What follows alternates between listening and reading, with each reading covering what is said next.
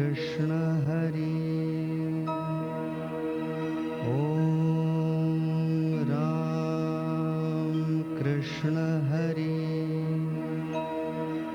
ओम राम जीवासी परमसमाधान साक्षात दर्शन श्री शिवाचे जीवा शिवाची होता भेटी मावळोनी ज्ञाता ज्ञेयादी त्रिपुटी प्रकटे सोहम भाव प्रतीती उरे शेवटी ज्ञप्ती मात्र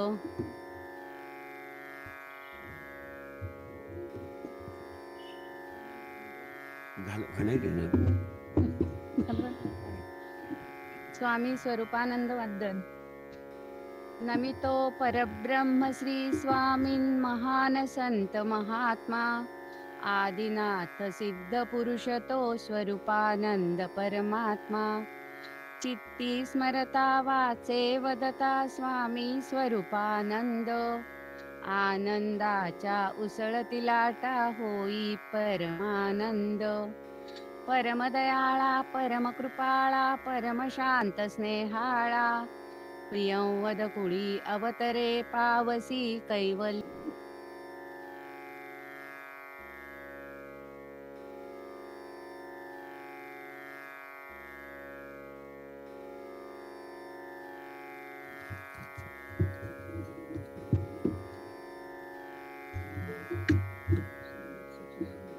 श्रीमद सच्चिदानंद सद्गुरु स्वामी स्वरूपानंद महाराज की जय।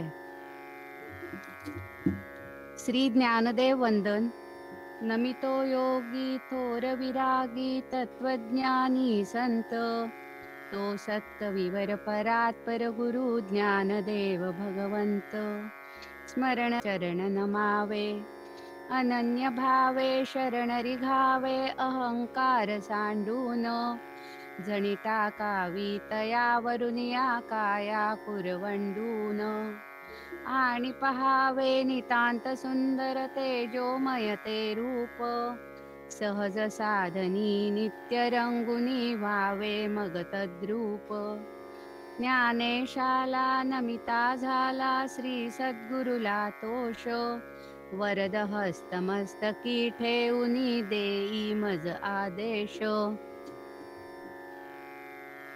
श्री ज्ञानेश्वरी गौरव श्री ज्ञानेश्वरी अमृतगंगा बहुत सुकृते लाभली जगा पावन करी अंतरंगा अंग प्रत्यंगा जीवाचिया भक्तिभावे करिता स्नान निर्मल होय अंतःकरण जीवासी परम समाधान साक्षात दर्शन श्री शिवाचे जीवा शिवाची होता भेटी मावळोनी ज्ञाता ज्ञेयादी त्रिपुटी प्रकटे सोहम भाव प्रतीती उरे शेवटी ज्ञप्ती मात्र स्वामी स्वरूपानंद वंदन नमितो परब्रह्म श्री स्वामीन महान संत महात्मा आदिनाथ सिद्ध पुरुष तो ओम स्वस्ति श्री गणेशाय नमः। ओम श्री सरस्वत्यै नमः। ओम नमः श्री परमहंसास्वादित चरणकमलचिन्मकरन्दाय भक्तजनमानसनिवासाय श्रीरामचन्द्राय नमामि सद्गुरुं शान्तं सच्चिदानन्दविग्रहं पूर्णब्रह्मपरानन्द मीशमालन्दिवल्लभम् ॐ पूर्णमदः पूर्णमिदं पूर्णात् पूर्णमुदच्यते पूर्णस्य पूर्णमादाय पूर्णमेवावशिष्यते। ॐ शान्तिः शान्तिः शांती। अकारण करुणावरून आल्या भगवंताच्या असीम कृपेने साधकांचे मायबाप कैवल्य साम्राज्य चक्रवर्ती संत सम्राट विश्वमौली ज्ञानोबारायांच्या पवित्र कृतीचं ग्रंथराज ज्ञानेश्वरीचं ज्याला ब्रह्मानंद लहरी निगमवल्ली असं म्हटलं जातं. या ग्रंथाचं चिंतन करण्याकरता आपण उपस्थित झालेलो आहोत आणि 13व्या अध्यायाचं चिंतन चाललेलं आहे. अमानित्वम अदंभित्वम अहिंसा क्षांतिरार्जवम आचार्योपासनम शौचम स्थैर्यम आत्मविनिग्रह. म्हणजे मानीपणा नसणे, दंभ नसणे, हिंसा नसणे, क्षमा असणे, सरळपणा असणे, गुरूंची सेवा करणे, शुचिता असणे, स्थैर्य असणे आणि देह इंद्रिय मनाचा निग्रह असणे यावरूनच त्याचा ज्ञातेपणा, त्याचं जे काही ज्ञान आहे हे स्पष्ट रीतीने आपल्याला ओळखू येतं. मग आता यावर जे व्याख्यान केलेलं आहे ते व्याख्यान फारच महत्त्वाचं आहे. किंबहुना या श्लोकामध्ये आलेलं जे काही आचार्योपासन पद जे आहे ना, हे तर फारच महत्त्वाचं आहे. कारण श्री गुरु भक्ती कशी करावी याचं जितकं विस्ताराने वर्णन ज्ञानोबरायांनी या आचार्योपासन पदावर केलेलं आहे, तितकं विस्ताराने वर्णन, फक्त विस्तारानेच नव्हे तर तितक्या उच्च रीतीचं वर्णन हे प्रायः आपल्याला अन्य कोणत्याही ग्रंथामध्ये पाहायला मिळत नाही. आणि म्हणून ज्ञानेश्वरीमधील आचार्योपासन हे प्रकरण जे आहे हे स्वतंत्र प्रकरण आहे, विशिष्ट आणि प्रसिद्ध असलेलं प्रकरण आहे. आणि यामुळे आत्ताचं जे आपलं सत्र चाललेलं आहे या सत्रामध्ये या 7व्या श्लोकाचा विचार पूर्ण होईलच हे सांगता येत नाही, कारण की विषय फारच मोठा आहे. आता आपल्याकडे अजून जो काही अर्धा तास शिल्लक राहिला आजच्या सत्राचा, या आजच्या सत्रामध्ये तेवढं पूर्ण होणार नाही. असो, पुढे पुढे जाण्याचा आपण प्रयत्न करत आहोत. स्वामी या श्लोकावरती म्हणतात, व्हावी कोणा संगे आपुली तुलना, जयाची या मना रुचे नाहे, सज्जन म्हणून वाखाणीला कोणी, तरी ते ऐकोनी भारवाहे. म्हणजे सत्ता, संपत्ती, विद्वत्ता इत्यादींपैकी कोणत्याही विषयाच्या बाबतीत आपण दुसऱ्याशी बरोबरीनं असावं असं ज्याला आवडत नाही आणि मोठेपणाचं ओझं ज्याला वाटतं, काय आहे, प्रायः आपण जर पाहिलं तर तुलनात्मक जीवन जगणारे अधिक आपल्याला पाहायला मिळतात. म्हणून हल्ली श्रीमंतांमध्ये देखील ही तुलना आपल्याला पाहायला मिळते की नाही. खेळाडूंमध्ये तुलना, श्रीमंतांमध्ये तुलना, ज्ञान्यांमध्ये तुलना, एवढं जाऊ द्या, काही तर असे आहेत काय बोलावं, की संतांमध्ये तुलना, हे या योग्यतेचे, ते त्या योग्यतेचे. अरे बाबा, सर्व एकच, समानच, पण अशी तुलना करणारे अनेक आहेत. आणि आपलं जीवन प्रायः या तुलनेतच अटकलेलं आपल्याला पाहायला मिळतं.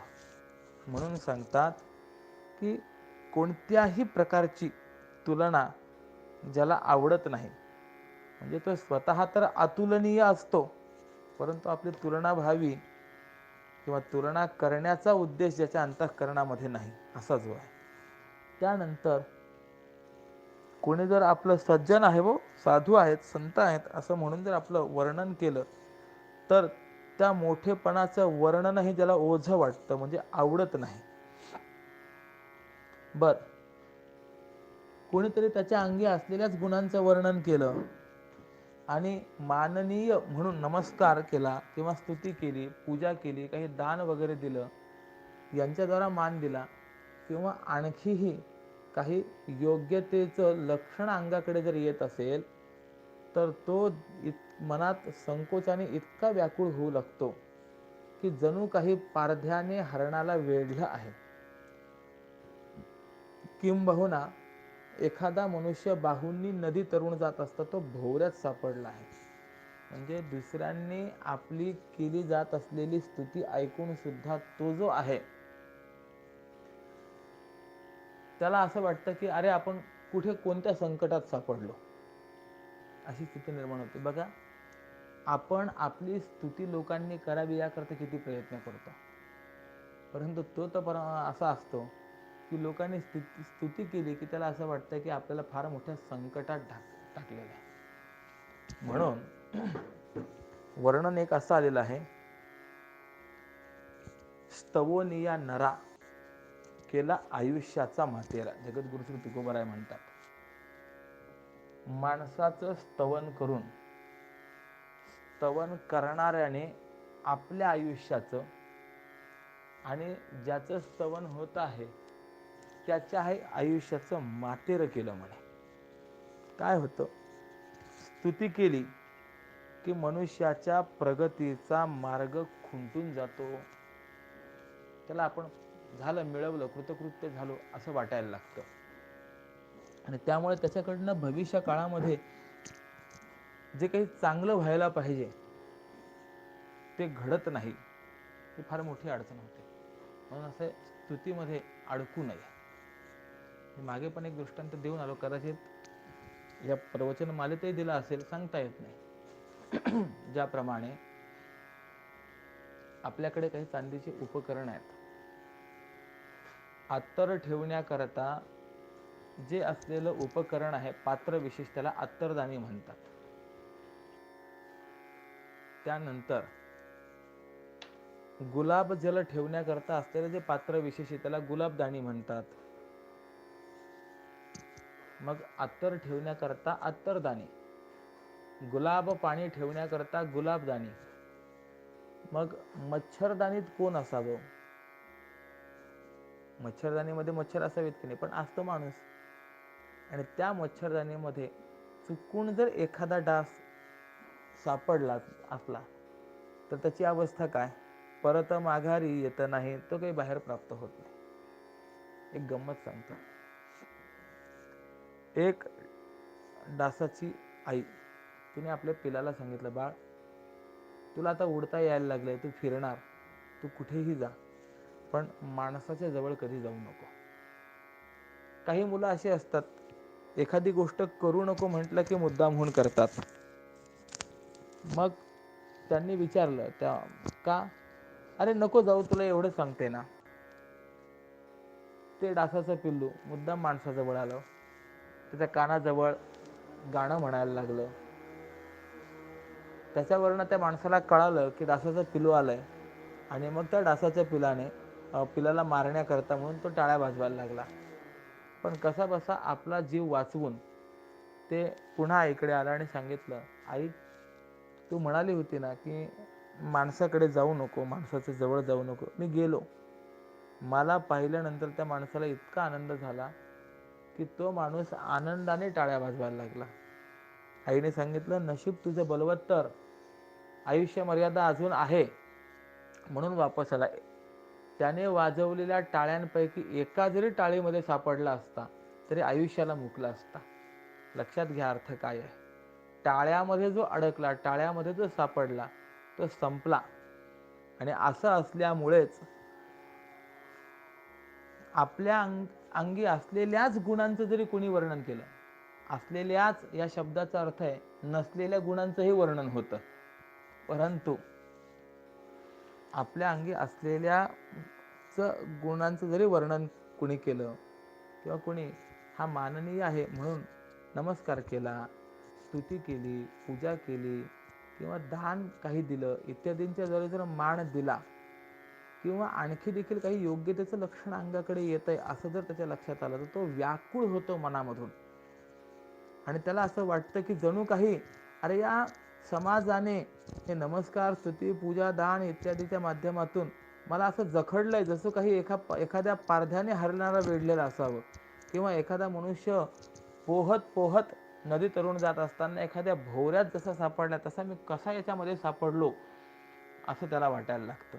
बघा, अमानित्व यावर व्याख्यान करत असताना स्वामी हे सांगतायत किती वेगळी भूमिका आहे, आणि आपण आपल्या जीवनामध्ये मान मिळावा याकरता किती प्रयत्न करत आहोत. भगवान म्हणतात, तैसा सन्माने जो पडे संकटात, अंगी नाही घेत थोरपण. त्याप्रमाणे अर्जुना, लोकांनी केलेल्या या सन्मानाने जो संकटात पडतो आणि कोणत्याही प्रकारचा मोठेपणा तो आपल्या अंगाकडे येऊ देत नाही. हे काय आपण ऐकत आहोत? जो ज्ञानी आहे तो कसा वागतो त्याचं चिंतन आपण पाहत आहोत. त्याच्या क्रियेवरूनच हा ज्ञानी आहे हे आपल्याला कळत असतं, म्हणून ती क्रिया आपण पाहत आहोत. कारण की ज्ञान आणि अज्ञान हे डोळ्याने दिसत नाही, परंतु क्रियेच्या द्वारा ते प्रत्यक्ष होत असतं. आपुला लौकिक ऐकू नये कानी, पूज्यता नयनी पाहू नये. अमुका हा थोर महंत म्हणून, लोका आठवण होऊ नये. आपली पूज्यता आपल्या डोळ्याने पाहू नये, आपली कीर्ती आपल्या कानाने ऐकू नये. लोकांना हे अमुक आहेत अशी आपल्या संबंधाने आठवण किंवा माहिती देखील नसावी, असे जिथे मनाची धारणा आहे तो ज्ञानी समज. विचार करा, गंमत आहे. दुसऱ्याने जर वर्णन केलं तर निर्गुण असलेला देखील गुणवान ठरत असतो, आणि स्वतःच्या मुखाने जर वर्णन केलं तर गुणवान असूनही तो निर्गुण ठरत असतो. म्हणून असं आहे, आपल्याविषयी दुसऱ्याने दोन शब्द सांगावेत असं व्यक्तिमत्व असलं पाहिजे, परंतु आपल्या ठिकाणी तसं काही नसतंच. यामुळे दुसरा कोणी सांगत नाही, आणि दुसरा कोणी सांगत नाहीये म्हणून राहवत नाहीये. आपण काय आहोत समाजाला कळालं पाहिजे याच्याकरता म्हणून दुसऱ्याने आपलं चरित्र नाही लिहिलं तर स्वतःच आत्मचरित्र लिहितो, ते प्रसिद्ध करतो. मी असे अनेक जण पाहिले, माझा जीवन प्रवास लिहितात. मला विचारायचंय, ज्ञानोबा, तुकोबा इत्यादी महापुरुषांनी आपलं स्वतःचं चरित्र लिहिलं का? काही प्रसंगामध्ये त्यांनी समाजाला मार्गदर्शक म्हणून आपलं चरित्र सांगितलंय, परंतु त्यातली भूमिका वेगळी आहे. प्रसिद्धी व्हावी ही त्यातली भूमिका नव्हतीच. किंबहुना त्यांनी जे आत्मचरित्र सांगितलंय ते कसं सांगितलेलं आहे, काय सांगितलंय हे बारकाईने बघण्यासारखं आहे. स्वराज्य संस्थापक, गो ब्राह्मण प्रतिपालक छत्रपती शिवाजी महाराजांनी स्वतःचं चरित्र लिहिलंय का? नाही. इतरांनी चरित्र लिहावं. म्हणून आपली कीर्ती आपल्या कानाने ऐकू नये किंवा लिहू नये, बोलू नये, अशी जिथे मनाची धारणा आहे तो ज्ञानी. आणि मग जो असं म्हणतो की आपली पूज्यता आपल्या डोळ्यांनी पाहायची नाही, आपली कीर्ती आपल्या कानाने ऐकायची नाही, मी कोण आहे याची समाजाला ओळख सुद्धा नसावी, आठवण पण होऊ नये, अशी जिथे मनोधारणा आहे त्या ठिकाणी सत्काराची गोष्ट तरी येईल काय? आपला सत्कार व्हावा असं त्याला वाटेल तरी काय? इथे सत्कार मूर्ती म्हणून आपला सत्कार व्हावा याकरता पैसे भरले जातात, पैसे देऊन सत्कार घडवून आणले जातात. पण हा ज्ञानी तर सत्काराला घाबरतो, आणि असा जर तो असेल तर तो आदराला भेट देईल का? म्हणजे आपला लोकांनी आदर करावा अशी त्याला इच्छा तरी होईल का? नाही. किंबहुना कोणी साधा नमस्कार जरी केला तरी त्या ज्ञानी महात्म्याला मरणासारखं दुःख प्राप्त होतं. म्हणूनच तो ज्ञानी महत्व असा आहे, बृहस्पती ऐसी सर्वज्ञता थोर, तयासी साचार लाभताही. आपुला लौकिक न व्हावा म्हणून, वेड पांघरून जगी राहे.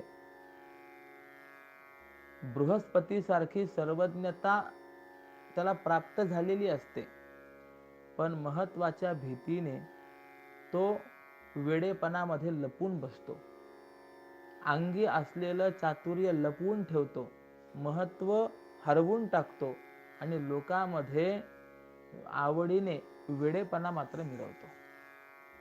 अशा अनेक महात्मे आहेत की ज्यांच्या अंगी फार मोठं ज्ञान, सामर्थ्य सर्व आहे, परंतु आपण कोण आहोत हे जगाला दाखवतही नाहीत.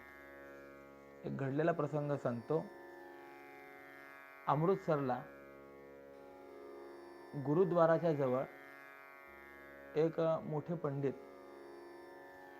अद्वैत सिद्धीचा पाठ सांगत असत. तो पाठ ऐकण्याकरता काही मोजकी माणसं जिज्ञासू रोज येत असत, ऐकत असत. तिथे एक वेडा दिसणारा माणूस राहत होता. तो देखील पाठाला त्या ठिकाणी येऊन बसत असे, ऐकत असे. कोणाला काही उपद्रव करत नसल्यामुळे त्याच्या त्या वेशाकडे पाहूनही किंवा हा वेडसर आहे असं पाहूनही उपद्रव नाही ना, बसतोय बसू द्या म्हणून सगळेजण बसू देत असत. एकदा असा प्रसंग घडला, जे पाठ सांगणारे महाराज होते त्यांना त्या अद्वैत सिद्धीतील काही पंक्तींचा अर्थ व्यवस्थित लक्षात आला नाही, उमजला नाही. त्यामुळे सांगता येईना. 1 दिवस 2 दिवस 3-4 दिवस गेले, परंतु त्या पंक्तींचा अर्थ त्यांना व्यवस्थित लागेना आणि सांगताच येईना. पण आता प्रश्न असा निर्माण झाला की आपल्याला पंक्तींचा अर्थ कळत नाही असं जर म्हटलं तर आपली प्रतिष्ठा परिसमाप्त होईल. म्हणून त्यांनी आपला कसा बसा तोडका मोडका अर्थ सांगितला आणि पुढे निघाले. तर त्यावेळेला तो जो वेडसर होता ना, वेडा दिसणारा, तो एकदम म्हणाला, महाराज माफ करा, पण बोलू काय, काय बोलायचं आहे? तुम्ही जो पंक्तींचा अर्थ सांगितला हा अर्थ बरोबर नाही, योग्य नाही आहे, चुकीचा अर्थ आहे. म्हणजे आता वेड्या तू मला सांगणार असं त्या महाराजांनी विचारलं. नाही म्हणे, महाराज मी वेडा आहे मान्यच आहे, परंतु जर तुम्ही म्हणाल तर अर्थ सांगतो. सांग म्हणाले. आणि त्या पंक्तींचा अर्थ त्यांनी इतका सुंदर रीतीने समजावून सांगितला की जो त्या अध्यापकांनाही कळालेला नव्हता. सगळे आश्चर्यचकित झाले. आता सगळ्यांच्या लक्षात आलं की अरे, आपण ज्याला वेडा समजत होतो तो वेडा नव्हता, तो तर फार मोठा ज्ञानी आहे. सगळ्यांनी त्याला नमस्कार केला. नमस्कार केल्यानंतर तो म्हणाला, अरे अरे अरे, आज माझं भाग्य फुटलं म्हणून तोंड उघडलं गेलं. बस, तो महात्मा तिथून निघून गेला. तो तिथे थांबला नाहीये. जानन अपिही मेधावी जडवल लोकमाचरेत. जाणत असताना देखील जडाप्रमाणे, वेड्याप्रमाणे ते व्यवहार करतात, वागतात. बघा कशी ज्ञानींची स्थिती असते. क्वचित नष्टा क्वचित भ्रष्टा बालोन्मत्त पिशाचवत नाना रूपधरा कौला विचरंती महितले. एखाद्या भ्रष्टाप्रमाणे, नष्टाप्रमाणे, एखाद्या लहान बाळाप्रमाणे, उन्मत्ताप्रमाणे, एखाद्या पिशाप्रमाणे ते जगामध्ये वेगवेगळे रूप धारण करून वावरत असतात. आळंदीचं असं चिंतन दिलेलं आहे की जोपर्यंत पृथ्वी आहे, प्रलय होणार नाही, तोपर्यंत आळंदीमध्ये एक ना एक सिद्ध कायमस्वरूपी राहणार आहे. आळंदीचं वैशिष्ट्य असं, 84 सिद्धांचा सिद्ध बेटी मिळा, तो सुख सोहळा काय वर्णू. एक सिद्ध भेटणं अवघड, पण इथे 84 सिद्ध एकत्र आहेत म्हणून आपण ते सिद्धभेट म्हणतो. एक ना एक सिद्ध कायमस्वरूपी अखंड वास्तव्य आहे. फक्त गरज आहे तो सिद्ध कोण आहे हे आपल्याला लक्षात येण्याची. आपल्याला त्याची ओळख पटत नाही, हीच मोठी असलेली अडचण आहे.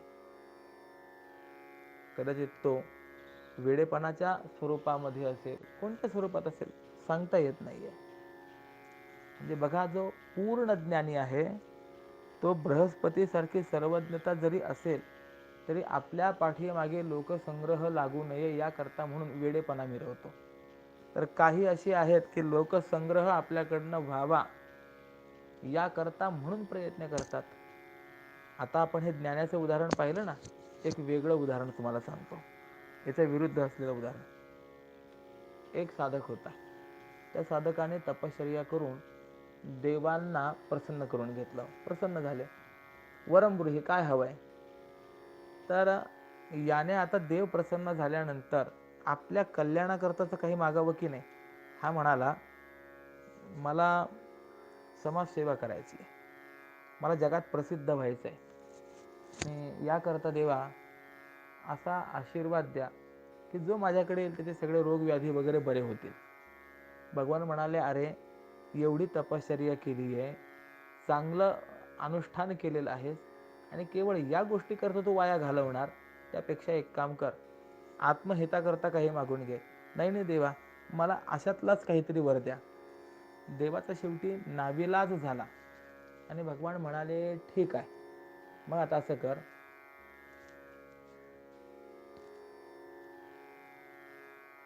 ज्यांना ज्यांना बालरोग झालेला आहे, म्हणजे लहान मुलं, त्यांना तुझ्या रक्ताचा एक थेंब फक्त लावला की त्यांची ती व्याधी नष्ट होऊन जाईल. हा म्हणाला देवा उपकार झाले, आनंदाची गोष्ट झाली. देवाकडनं वरदान प्राप्त झाल्यानंतर याने आपली जाहिरात चालू केली. त्या जाहिरातीनुसार गावातले पहिले लोक यायला लागले. एखादं लहान मुलं वगैरे आलं, बरं वाटत नाहीये, यांनी काहीतरी आपल्या शरीराला थोडंसं टोचवावं, एक रक्ताचा थेंब त्या बाळाला लावला की ते बालक बरं व्हायचं. आणि जाहिरात मोठी झाली, अनेक ठिकाणी ही बातमी पसरल्या गेली. मग पहिले तर गावातले यायला येत होते, त्यानंतर मग पंचक्रोशीतले लोक यायला लागले, यानंतर तालुक्यातून यायला लागले, जिल्ह्यातून यायला लागले, आता पूर्ण प्रांतातून लोक यायला लागले. आता ज्या वेळेला इतकी गर्दी वाढली, त्यावेळेला याला त्या मुलांना बरं करणं अवघड व्हायला लागलं. रक्त वाढावं याकरता अनेक पौष्टिक आहार घेत होता, तरी सुद्धा किती जरी आहार घेतला तरी सुद्धा रोजचं रक्त जात आहे किती शरीराबाहेर.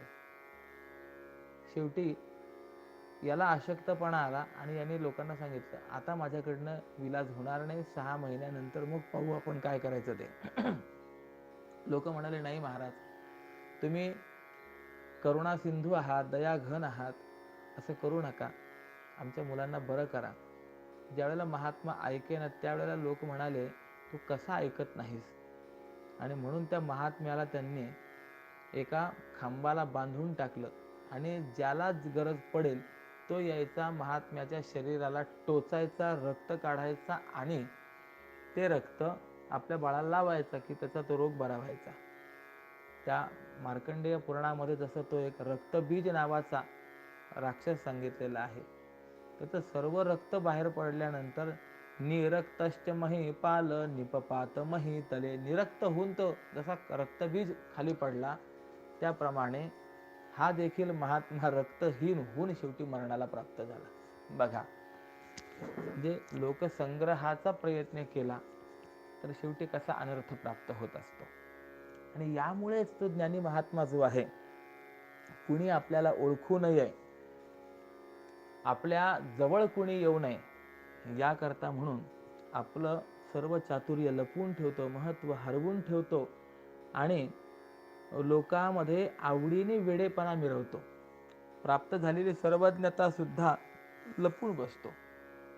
किंबहुना त्या ज्ञानी महात्म्याला अमानित्वम या एका पदावर हे चिंतन चाललेलं आहे. बरं, त्या ज्ञानी महात्म्याला लोकप्रसिद्धीची शिसारी येते, शास्त्राविषयी त्याला कंटाळा असतो. म्हणजे काय, शास्त्र चिंतन करू नये असा त्याचा अभिप्राय नसतो, परंतु शास्त्र चिंतन करून जी भगवंताविषयी असलेली असंभावना आणि विपरीत भावना घालवायची असते ती त्याची केव्हाच गेलेली असते. किंबहुना तो ब्रह्मरूप झालेला असतो. ब्रह्मविद ब्रह्मैव भवती अशी जी श्रुती आहे की ब्रह्म जाणणारा हा ब्रह्मच होतो, त्याप्रमाणे तो ब्रह्मस्वरूपतेलाच प्राप्त झालेला असल्यामुळे त्याला शास्त्र चिंतन करण्याची देखील आवश्यकता राहत नाही. त्या ठिकाणी वेदा हा अवेदा भवंती असं जे वर्णन आलेलं आहे, त्यामुळे शास्त्राविषयी त्याला कंटाळा असतो आणि केवळ शांत राहण्यावरच त्याचा अतिशय भर असतो. किंबहुना जगाने आपला अपमानच करावा, नातेवाईकांनी आपला प्रेमसंबंध धरूच नये, अशा प्रकारचीच इच्छा त्याच्या मनामध्ये अधिक असते. काय आहे, काही गोष्टी अशा आहेत की जगामध्ये त्या अपमानकारक मानल्या गेल्या, चांगल्या मानल्या गेल्या नाही आहेत. परंतु जर भूमिका संपन्न असेल तर त्या व्यक्तीच्या ठिकाणी तेच भूषण आहे.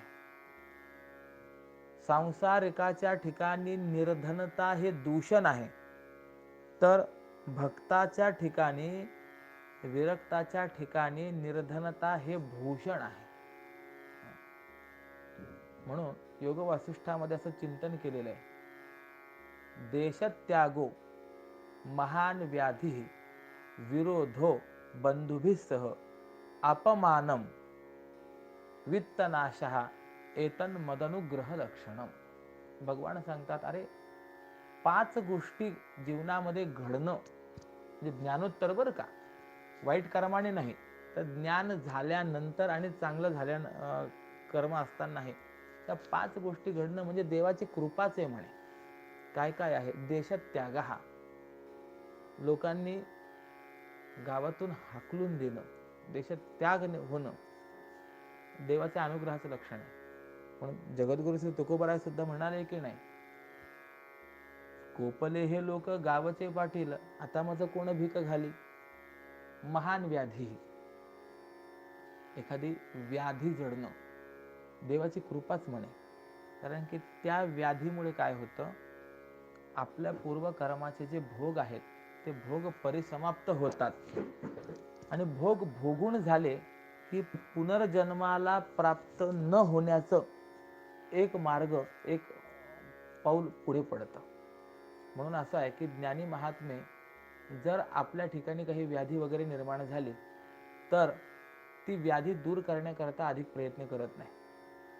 आपल्याला माहिती असेल, रामकृष्ण परमहंस यांना गळ्याचा कॅन्सर झालेला होता. स्वामी विवेकानंद म्हणत होते, महाराज काहीतरी आपण उपचार करूया, परंतु रामकृष्ण परमहंसांनी उपचार करू दिलेला नाहीये. जे काही भोग असेल ते भोग भोगून मोकळे होऊ दे. भोग जर भोगून मोकळे झाले नाही तर ते भोग आपला फलभोग देण्याकरता पुन्हा जन्माला आणतील, आणि मग पुन्हा आपल्याकडनं कर्म घडेल. अनर्थ परंपरा ही कायम चालू राहील, ते राहू नये याकरता म्हणून भोग जे आहेत ते भोगून मोकळे झालेले हे कधीही चांगले आहेत. किंबहुना परमात्मा सुद्धा असा आहे की तो भक्ताची सेवा करतो, परंतु भक्ताचे भोग बाजूला करण्याचा प्रयत्न करत नाही. परमपूज्य गुरुदेवांनी एक सांगितलेला दृष्टांत सांगतो. भक्तमाल नावाचा एक ग्रंथ हिंदीमध्ये, ज्याच्यामध्ये भक्तांचे चरित्र सांगितले आहेत. त्यामध्ये एक माधवदास म्हणून फार मोठे भगवत भक्त होऊन गेले. त्यांचं चिंतन असं दिलंय की त्यांना अतिसाराचा त्रास झाला, त्यामुळे जे काही खाल्लं जाईल ते पोटात राहत नसे. आता अशक्तपणा आलेला आहे, जागेवरनं हलताही येत नाही, अशी परिस्थिती आहे. मग त्यावेळेला भगवान स्वतः त्यांच्या कुटियेमध्ये येऊन त्यांची सगळी सेवा करत असत. माधवदासांना स्नान घालणे, त्यांचे ते विष्ठा इत्यादिकांनी भरलेले धोत्र वगैरे सर्व धुणे, सगळं काम तो परमात्मा करत असत. माता महालक्ष्मींच्या लक्षात आलं की देव रोज कुठेतरी जातात, कुठे जातात कळत नाहीये, म्हणून देवालाही लक्षात येणार नाही. अशा पद्धतीने देवाचा पाठलाग करीत माता महालक्ष्मी आज देवाच्या मागे आलेल्या आहेत. पाहतात तर एका झोपडीमध्ये आले आहेत. मग त्या झोपडीमध्ये भगवान शिरलेले आहेत. माता महालक्ष्मी झोपडीच्या जवळ आल्या.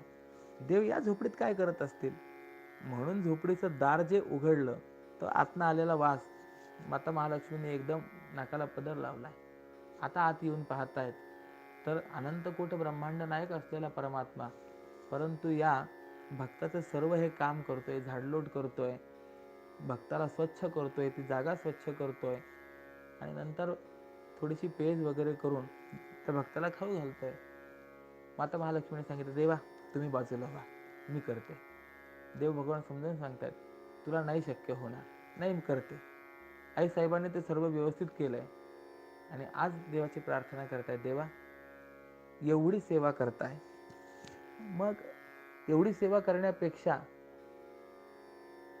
त्यांना आरोग्य द्या ना. भगवंतांनी समजावून सांगितलं, मी रोग नष्ट करण्याकरता समर्थ आहे, पण भोग घालवण्याकरता समर्थ नाही ना. बस 6 महिने राहिले. 6 महिने जर यांनी हा भोग भोगला तर यांचं सर्व पूर्वकर्म हे भोगून समाप्त होणार आहे. आणि ते पूर्वकर्म भोगून समाप्त झालं की पुन्हा जन्म मरणाला यावं लागणार नाही. आणि जर आज मी यांचा रोग नष्ट केला तर भोग शिल्लक राहणार आहे.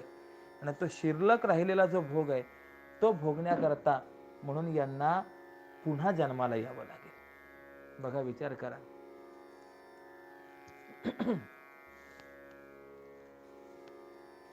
कशी स्थिती आहे. भोग हा कुणालाही चुकत नाही. आणि त्यामुळे महान व्याधी निर्माण होणं हे सुद्धा एक प्रकारे देवाची कृपाच आहे असं मानलं जातं. कारण की भोग भोगून समाप्त होतात. आपण पाहतोय काय काय देवाची कृपा आहे. देशत्याग हा देवाची कृपा, महान व्याधी देवाची कृपा, विरोधो बंधुभिसह, बंधू बांधवांनी संपत्ती करता म्हणा कोणत्या का होईना कारणाने घराबाहेर हाकलून देणं देवाची अनुग्रहाची कृपाच आहे. धननाशः, धनाचा नाश होणं देवाची कृपाच. का धनाचा नाश होणं कोणीतरी देवाची कृपा म्हणेल काय? हो, पण देवाची कृपा आहे. का? तर कारण असं आहे म्हणे, धनाचा नाश झाला की धनाविषयीची आसक्ती परिसमाप्त होते, कमी होते. म्हणून ती देखील देवाची कृपा आहे. आणि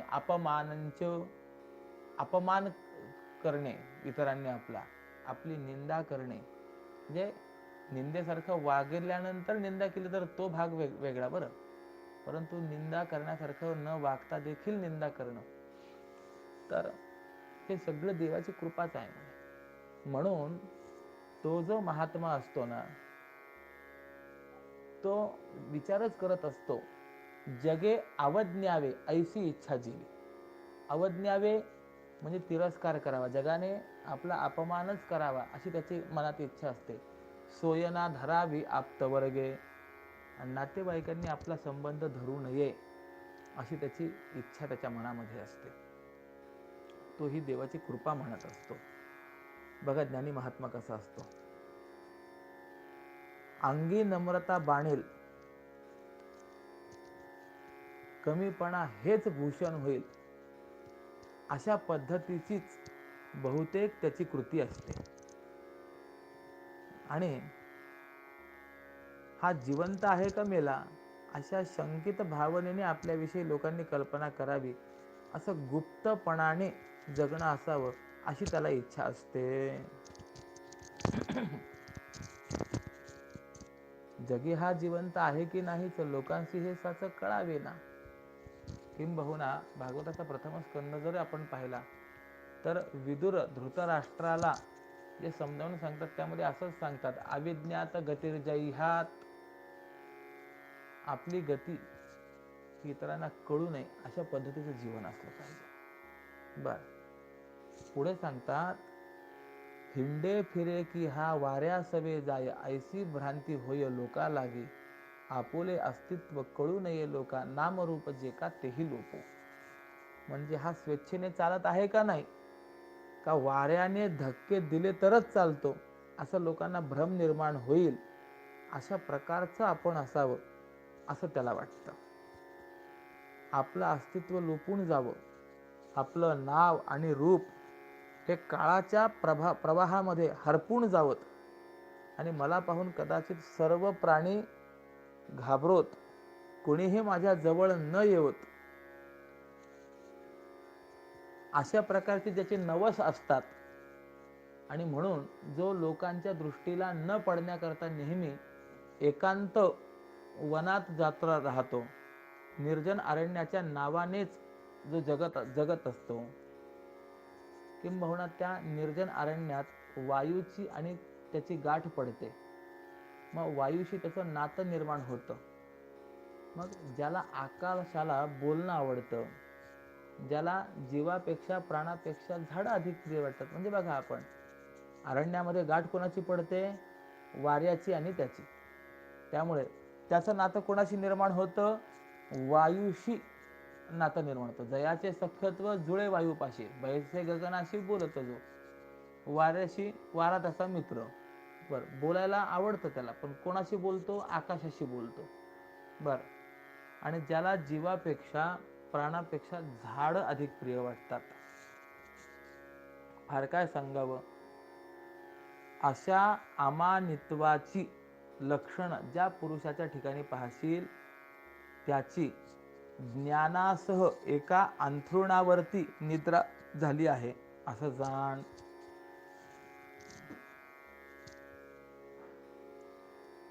ज्ञानियाच्या ठाई अमानित्व कैसे, तुझ येणे मिशे दाखविले. अर्जुना, तो जो ज्ञानी आहे त्याच्या ठिकाणी अमानित्व हा गुण कसा असतो हे या निमित्ताने आत्तापर्यंत तुला दाखवलेलं आहे.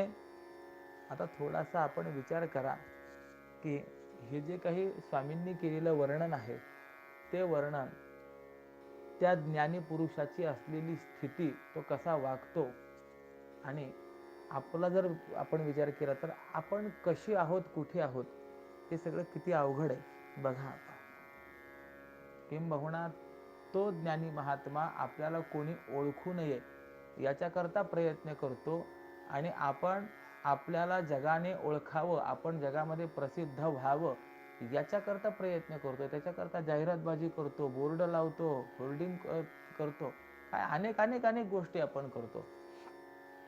किंबहुना एक सुभाषित सांगतो, घटम भिंद्यात पटम छिंद्यात कुर्याद रासभरोहणम येण केण प्रकारेण प्रसिद्ध पुरुषो भवेत.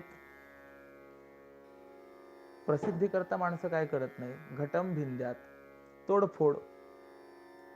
कुणीही आता आपल्या संबंधी बोलत नाहीये, आपण चर्चेचा विषय झालेलो नाहीये, अशी ज्या वेळेला स्थिती निर्माण होते त्यावेळेला मग टोल नाके फोडायचे. घटम भिंद्यात, त्या निमित्ताने का होईना प्रसिद्धी झोतामध्ये येतो की नाही.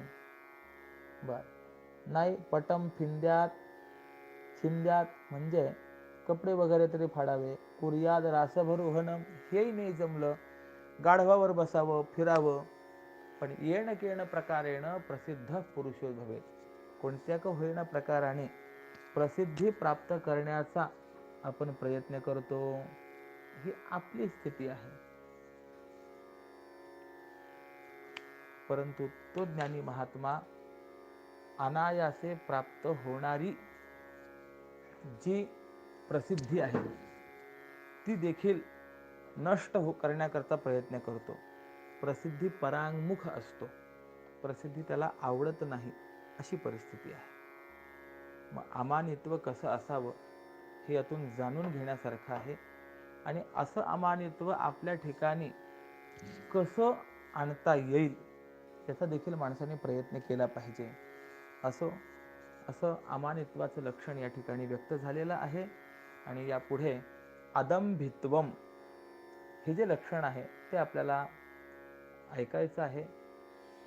भगवान म्हणतात, या व्यवहाराच्या निमित्तावरून त्या पुरुषाच्या ठिकाणी अमानित्व आहे असं लक्षात येतं. आणि आता अदंभित्वाचा परिचयाला आपण आवड देऊ, म्हणजे अदंभित्वाच्या लक्षणांचा आवडीने विचार करू. मग सांगतात, तरी अवधारी अदंभित्व ऐसे चित्तमन जैसे लोभियाचे जीव जावो परी ठेविले पुरोन आपुले ते धन प्रकटीना. अदंभित्व कसं असतं तर जसं लोभी मनुष्याचं मन अतिधनासक्त असतं,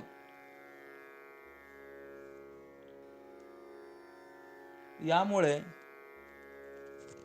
तो जीव जाण्याचा प्रसंग आला तरी पण कुणाला धन असलेली किंवा ठेवलेली जागा सांगत नाही. त्याप्रमाणे अर्जुना जो प्राण संकटात पडला तरी स्वतः केलेलं पुण्य स्वतःच्या वाणीने कधीही प्रगट करत नाही, तो खरा अदंभी आहे असं माना. दंभ शब्दाचा अर्थ काय आहे, जे जसं नाही ते तसं दाखवणं, सांगणं, यालाच दंभ असं म्हटलेलं आहे. म्हणून तंभाकरता उदाहरण फार सुंदर आहे. रामायणामधला प्रसंग आहे. रामराय पंपा सरोवरावरती आहेत. लक्ष्मण सोबत आहेत आणि तिथे पंपा सरोवरावरती एक बगळा होता. रामरायाने त्या बगळ्याकडे पाहिलंय आणि लक्ष्मणाशी बोलतायत. लक्ष्मण पश्य बकोयम परमधार्मिकः. लक्ष्मणा बघ बघ बघ. काय बघू दादा? हा बगळा बघ. बगळ्याकडे काय बघायचंय? बगळा बगळा आहे. नाही, याचं वैशिष्ट्य आहे. काय? परमधार्मिकः, फार धार्मिक आहे. रामा, हा धार्मिक आहे तुम्हाला कसं कळालं? बघ ना. पदैकेन समातिष्ठन् नासिकाग्र समादृशिः. एका पायाने उभा आहे आणि अगदी नाकाच्या शेंड्यावरती त्याची दृष्टी आहे. एवढ्यात तर बगळा चालायला लागला. तर अगदी हळूवार त्या पाण्यामध्ये पाऊल टाकत होता. रामराय म्हणाले, अरे बघ, शनैर शनैर न्यसेत पादम प्राणीनाम वध शंकया. चालतोय तरी सुद्धा कसा हळूहळू चालतोय, कारण आपल्या पायाखाली कुणाची हत्या होऊ नये.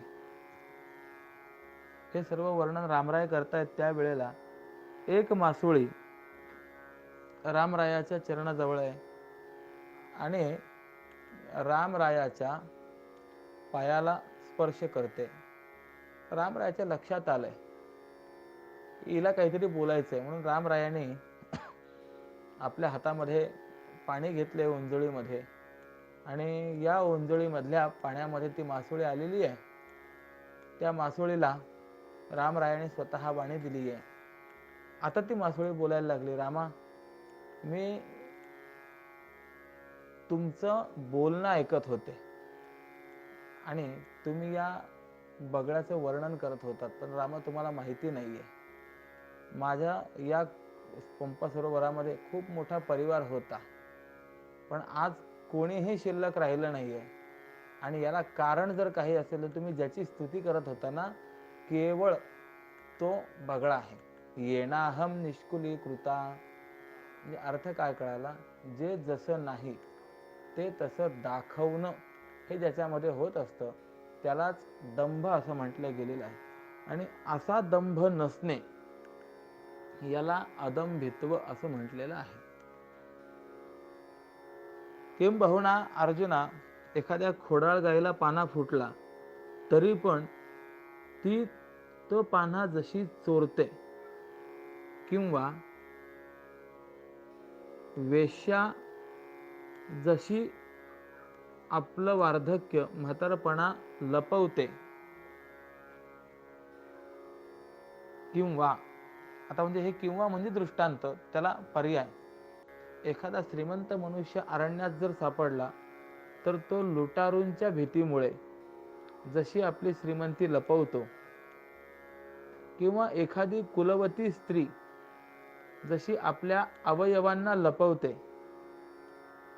किंवा शेतकरी जसं आपण पेरलेलं बी मातीत टाकून जसं झाकत असतो, त्याप्रमाणे जो आपल्याकडून निर्माण झालेले दानादिकांचे पुण्य झाकून टाकतो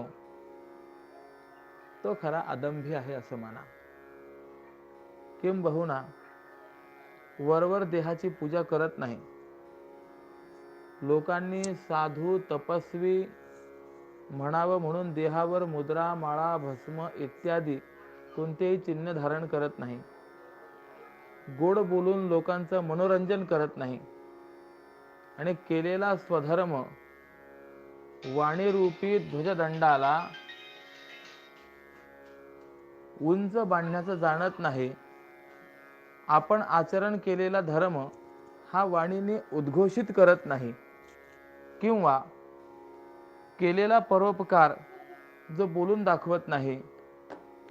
अध्ययन केलेले वेदशास्त्र हे विद्वत्तेच्या रूपाने जो जगामध्ये मिरवत नाही, किंवा आपली कीर्ती होण्यासाठी मिळालेलं किंवा मिळवलेलं पुण्य जो विकू इच्छित नाही,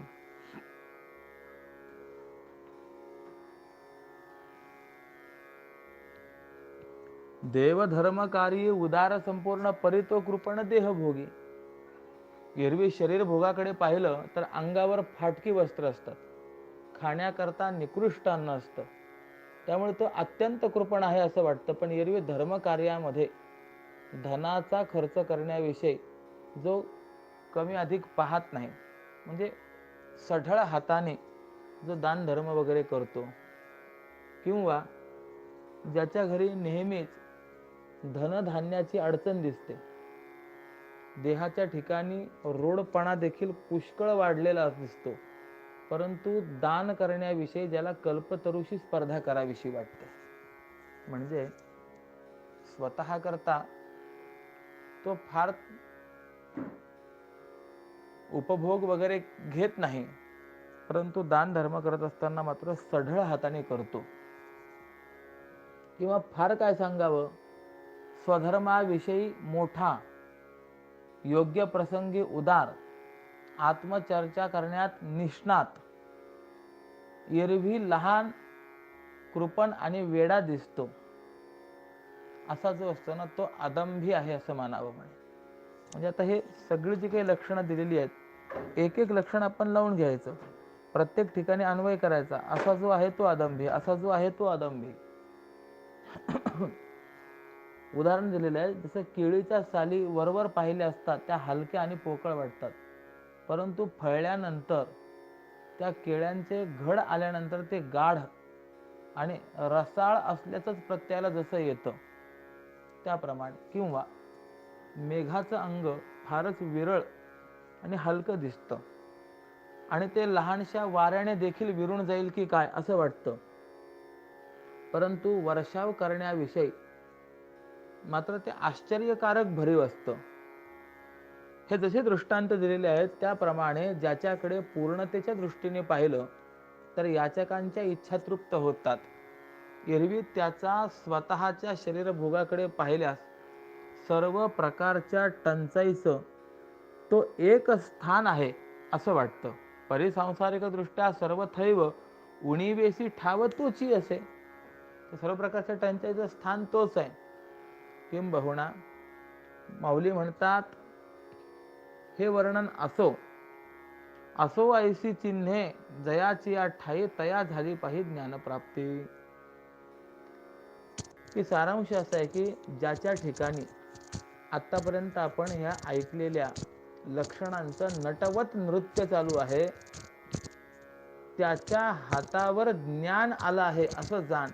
आणि जे अदंभित्व म्हटलेलं आहे तर ते अदंभित्व याच पद्धतीचं आहे किंवा हेच अदंभित्व आहे असं लक्षात घे. आता ऐक खूण अहिंसेची. आता यानंतर अर्जुना अहिंसेचं लक्षण जाण. जो तो अहिंसेचे करी निरूपण, परिमते भिन्न ज्याची त्याची, वृक्षाची या शाखा खांडोन या जाण, करावे कुंपन बुंधा लागी. म्हणजे पुष्कळांनी पुष्कळ प्रकारची अहिंसा सांगितली आहे आणि दर्शनकारांनी तर आपापल्या भिन्न भिन्न मतांनी अहिंसेचं निरूपण केलेलं आहे.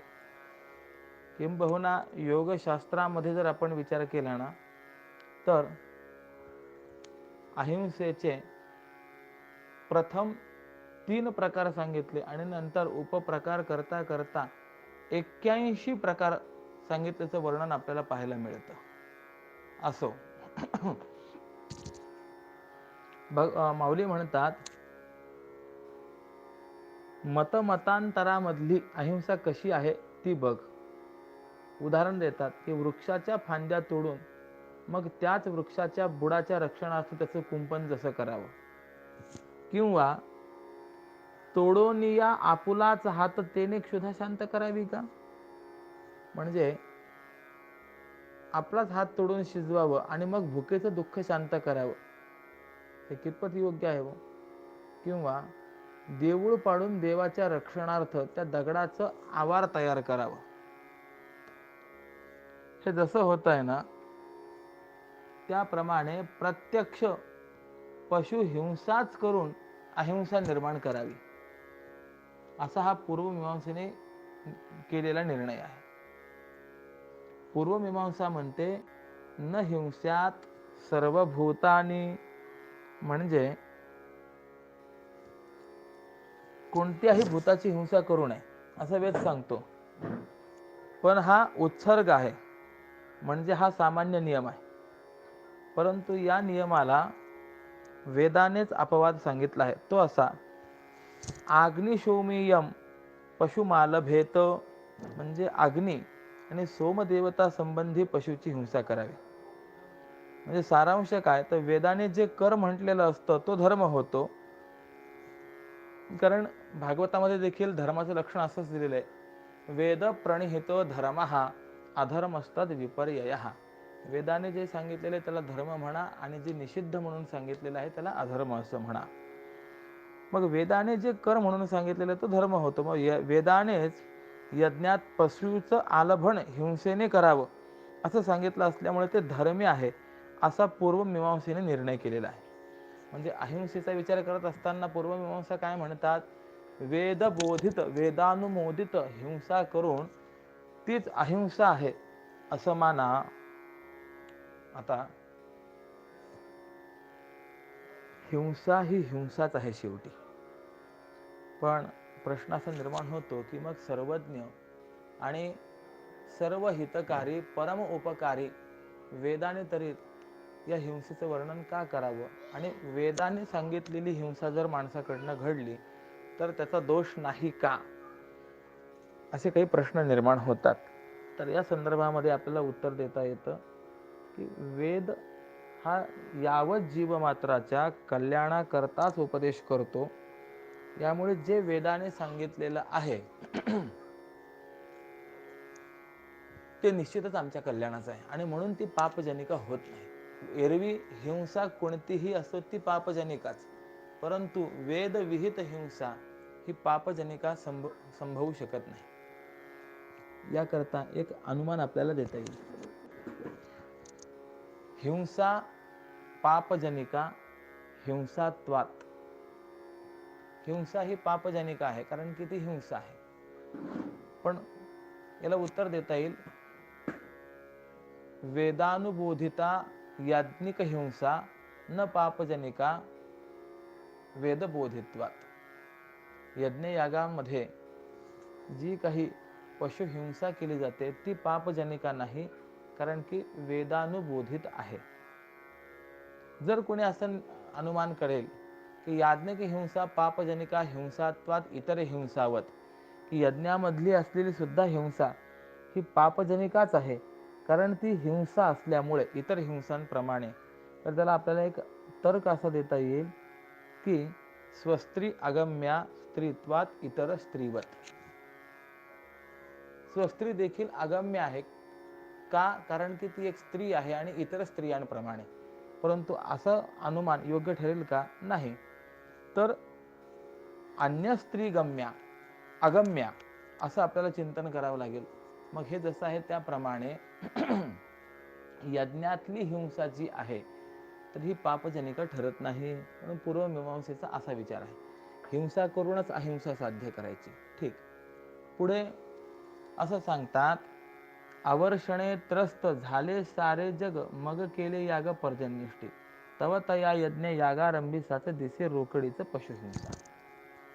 म्हणजे आवर्षणाच्या उपद्रवाने अन्न पाण्याचा दुष्काळ पडून संपूर्ण विश्व पीडेला प्राप्त झालंय, म्हणून पाऊस पडण्याकरता पर्जन्यष्टी म्हणजे पर्जन्य याग करावा किंवा नाना प्रकारचे यज्ञ करावेत असं पूर्वमीमांसक म्हणतात. परंतु त्या इष्टीच्या बुडाशी तर पशुहिंसा प्रत्यक्षच असते. मग त्यांना निरपवाद अहिंसेचं पहिलं तीर कसं दिसेल, म्हणजे नुसती हिंसाच जिथे पेरली जाते तिथे शुद्ध अहिंसा ही कशी उगवेल. परंतु बाबा, वैध हिंसेला अहिंसा म्हणण्याचं याज्ञिकांचं धाडस जे आहे ते आश्चर्यकारकच आहे. कोणतीही हिंसा असली तरी ती हिंसाच आहे, कारण तिच्यातील हिंसत्व हे कधीही नष्ट होत नाही. म्हणून कोणत्याही हिंसाला अहिंसा म्हणणं हे परमार्थ दृष्टीने योग्य ठरत नाही. आणि आयुर्वेद देखील याच प्रवृत्तीचा आहे, कारण त्यांचा सिद्धांत असा आहे जीवाच्या रक्षणाकरता जीवाचा घात करावा. त्यांचं असं म्हणणं आहे, जीवो जीवस्य जीवनम, एक जीव हाच दुसऱ्या जीवाचं जीवन आहे.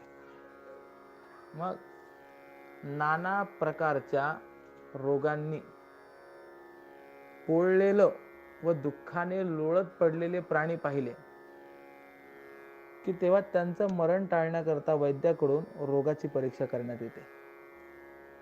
आणि मग त्या परीक्षेत प्रथम ज्या औषधाची योजना केली जाते ते औषध तयार करण्याकरता वनस्पतींची माहिती असणाऱ्या वन्य जातीच्या लोकांकडून एखाद्या झाडाचे कंद खणून काढले जातात. काही झाडं मुळासकट व पानांसह उपटवले जातात. काही झाडं मध्येच मोडून टाकले जातात. त्यांच्या मधल्या भागाचाच औषधात उपयोग केला जातो. मग नाशाच्या भीतीने ज्यांना कुठे जाता येत नाही अशा त्या बिचाऱ्या झाडाची वरची साल काढली जाते. कित्येक झाडांचे गाभे इतर रसांच्या भावना देऊन उकडले जातात आणि त्यांचे अर्क व काढे तयार केले जातात. म्हणजे कोणाचे काहीही वाईट न केल्यामुळे ज्यांना शत्रू झालाच नाही अशा त्या निरपराधी वृक्षांच्या सर्वांगाला चीक आणि रस काढण्याकरता शस्त्राने शिरा ओढवल्या जातात. याप्रमाणे अर्जुना वृक्षादिकांचे जीव घेऊन त्यांना शुष्क केलं जातं. आणि केवळ हे आयुर्वेदिक लोक वृक्षांचीच हिंसा करतात असं नाही, तर हालचाल करणाऱ्या चेतन प्राण्यांनाही हात लावून त्यांचाही नाश करून त्यांचं पित्त काढलं जातं आणि त्या पित्ताचा औषध रूपाने उपयोग करून रोगाने विव्हळत पडलेल्या इतर जीवांचं रक्षण केलं जातं. अहो बघा, हा आयुर्वेदातला प्रकार कसा चमत्कारिक आहे. एखाद्याने राहते वाडे मोडून त्या दगडांनी देऊळ व देवार बांधलं, किंवा व्यापारी मनुष्याला लुटून त्या पैशाने अन्नसत्र सुरू केलं, किंवा थंडी निवारणाकरता मस्तकावर पांघरून ओढून घेतलं तेव्हा ते पांघरून आखूड असल्यामुळे कमरेपासून खालचा भाग उघडा पडला, किंवा घर मोडून त्या लाकडाचा मांडव तयार केला, किंवा पांघरुण जाळून शेक घेतला. थंडीचे दिवस आहेत ना आता, मग शेकोटी पेटवली जाते, तर पांघरुण जाळल्याने तो शेक घेतला. किंवा हत्तीचं अंग धुणं झालं, तो आपल्या सोंडेने अंगावरती माती उधळून घेतो, हे जसं आहे. किंवा बैल विकून त्या पैशाने गोठा बांधला, ना तरी बैल विकून गोठा, पुंसा लावून बांधीचे गाठा, या करण्याची चेष्टा काय हसो. किंवा पोपटास हुसकून लावून पिंजरा तयार केला, तर या कृती योग्य आहेत का की माकड चेष्टा आहेत? मग या चेष्टा पाहून हसावं का रडावं काही कळतच नाही म्हणे. बघा ना, माऊलीची एक एक ओवी म्हणजे जणू काही एक एक दृष्टांत आहे, एक एक कथा आहे. असं सांगतात, एक व्यक्ती, तिच्याकडे एकच बैल होता आणि त्या बैलाला तो घेऊन इतरांच्या शेतामध्ये जात असे, मजुरी करत असे, आणि त्यातून जे मिळत असे त्यावर आपला उदरनिर्वाह तो चालवत असे. एकदा काय घडलं, पावसाळा आला, वारं वादळ झालं, त्या बैलाला राहण्याकरता जो गोठा बांधलेला होता तो गोठा पडला. आता हा विचार करायला लागला, वाऱ्या वादळात पाण्या पावसामध्ये जर बैलाला ठेवलं तर बैलाची प्रकृती बिघडेल, कदाचित मेला तर आपल्या उत्पन्नाचं साधन गेलं. बैलाला सुरक्षित केलं पाहिजे. बैलाला सुरक्षित करण्याकरता त्याला घरात बांधावं, तर आपण कुठे राहायचं, घर छोटं आहे, पर्याय काही सुचेना. शेवटी त्याच्या असं लक्षात आलं की उद्या आपल्या गावचा आठवडे बाजार आहे.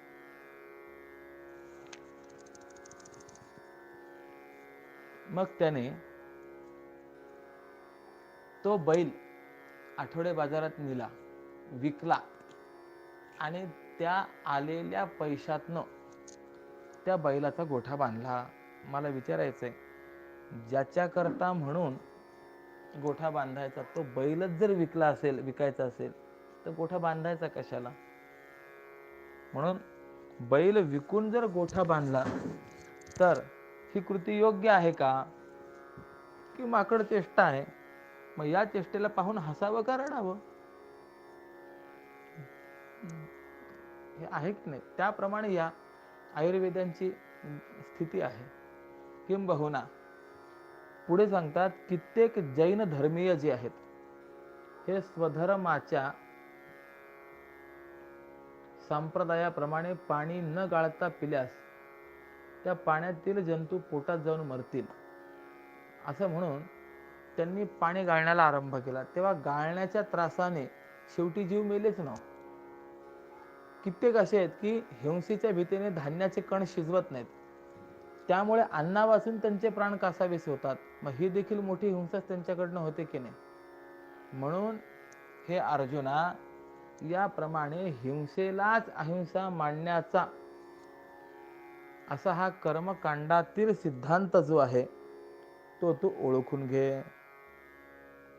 धनंजया, आम्ही अहिंसेचे नाव उच्चारिले जव प्रारंभीच, तव ऐसी आम्हा झाली स्फूर्ती येथे निरूपावी मते भिन्न भिन्न. अर्जुना, ज्या वेळेला पहिले मी अहिंसेचं नाव उच्चारलं ना, तेव्हाच आमच्या स्फूर्तीने ही मतं सांगण्याविषयी हाव धरली. मग डावलून ह्या ते पुढे कैसे जावे म्हणून बोलावे लागले हे. मग ती झालेली जी स्फूर्ती आहे ती कशी बरे टाळावी म्हणून आम्हाला बोलणं भाग पडलं.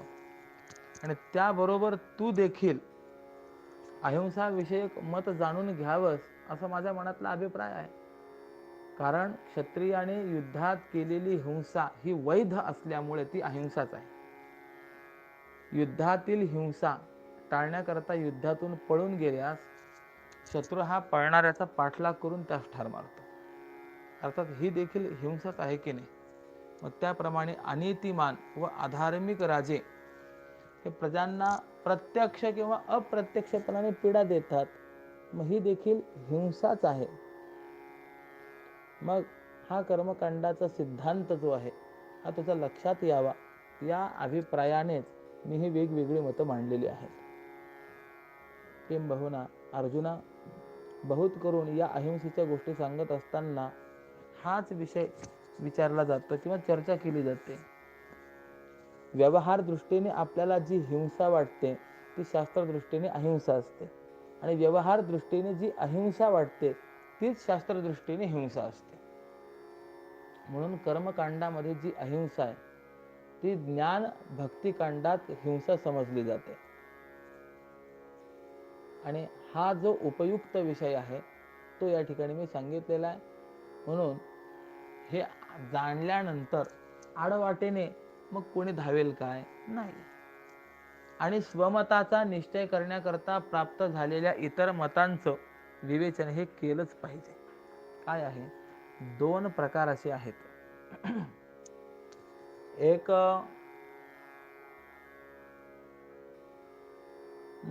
विचार असा आहे, म्हणजे एक पद्धती अशी आहे की दुसऱ्याचं खंडन करायचंच नाही, फक्त आपलं मंडन करीत जायचं. परंतु एक पद्धती मात्र अशी आहे की आपलं मंडन तर करायचंच, परंतु त्यामध्ये जे आक्षेप येणार आहेत त्या आक्षेपांचं खंडन करीत करीत मग स्वमत स्थापन त्या ठिकाणी करीत जायचं असतं. अशी एक दुसरी पद्धती आहे. म्हणून निरूपणाची ही ऐसी असे रीत मुख्य ते स्वमत ऐका. आता आपल्या मताच्या निर्णयाकरता दुसऱ्यांची मतं देखील विचारात घ्यावी लागतात. म्हणून हे सर्व मतं मी विचारात घेतले. आणि आता यानंतर मुख्य जे मत आहे अहिंसे संदर्भामधलं तर ते मत मी तुला सांगतो. ते आता स्वमत सांगितलं जाईल, अहिंसेचं लक्षण केलं जाईल. ज्या देहेंद्रियाच्या व्यवहारात प्रगट झालेल्या अहिंसेवरूनच चित्तातील ज्ञान दिसतं. उदाहरण देतात, कसोटी ही सोन्याचा कस सांगते. त्याप्रमाणे त्या अहिंसेने आश्रय केलेल्या शरीरावरून आणि इंद्रियांच्या व्यवहाराच्या प्रकारावरून ते अहिंसेचं रूप जाणलं जातं. म्हणजे अहिंसेचा आश्रय ज्या शरीराने केलेला आहे ना, किंवा अहिंसेने ज्या शरीराचा आश्रय केलेला आहे त्या शरीरावरनं आणि त्या शरीराचे जे इंद्रिय त्यांच्या प्रकारावरून, व्यवहाराच्या प्रकारावरून ते अहिंसेचं रूप कळतं. आणि तसंच ज्ञानाची आणि मनाची भेट झाली असता, मनाला ज्ञान झालं असता, त्या मनामध्ये अहिंसेचं जे प्रतिबिंब उमटतं ते कसं आहे ते ऐक. ते असं असतं. कसं असतं तर सांगतात, नोलांडिता पाये न फोडिता लाटा, न मोडिता साठा पाणी याचा, रोखोणी क्षणैक आपुली नजर, राहुनी तत्पर बक वेगे. म्हणजे लाटांचं उल्लंघन न करता,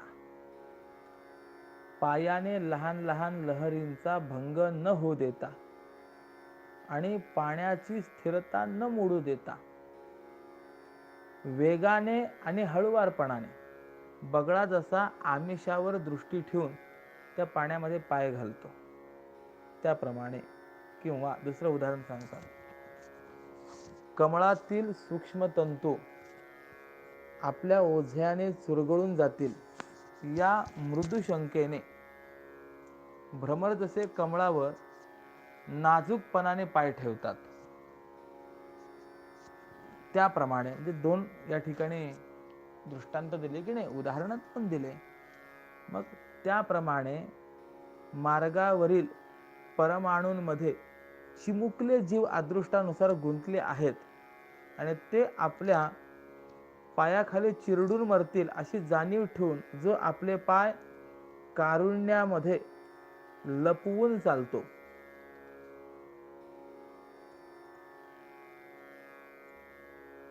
मग तो ज्या मार्गाने चालतो तो मार्ग कृपेचा करत करत ज्या दिशेकडे जातो ती प्रेमाने भरतो आणि प्रत्येक जीवाच्या खाली आपला जीवच जणू काही अंथरत चालतो. आणि तो ज्या ज्या दिशेकडे पाही दिशाच ती होई प्रेमपूर्ण, जो का आपुलिया प्राणाचेची जाण घाली अंथरुण जीवातळे. अर्जुना, त्याचं वर्णनच करता येत नाही की जे चालणं अमक्यासारखं आहे असं म्हणताच येत नाही, कारण कोणतीही उपमा त्याला द्यावी तरी ती पुरेशी पडत नाही. आणि असं जे चालणं असतं ना ते जीवांच्या रक्षणाकरताच असतं. भागवतामध्ये पंचम स्कंदामध्ये भरत राजाचं चरित्र आलेलं आहे. रहुगणांच्या पालखीला ज्या वेळेला हे जुंपल्या गेले त्यावेळेला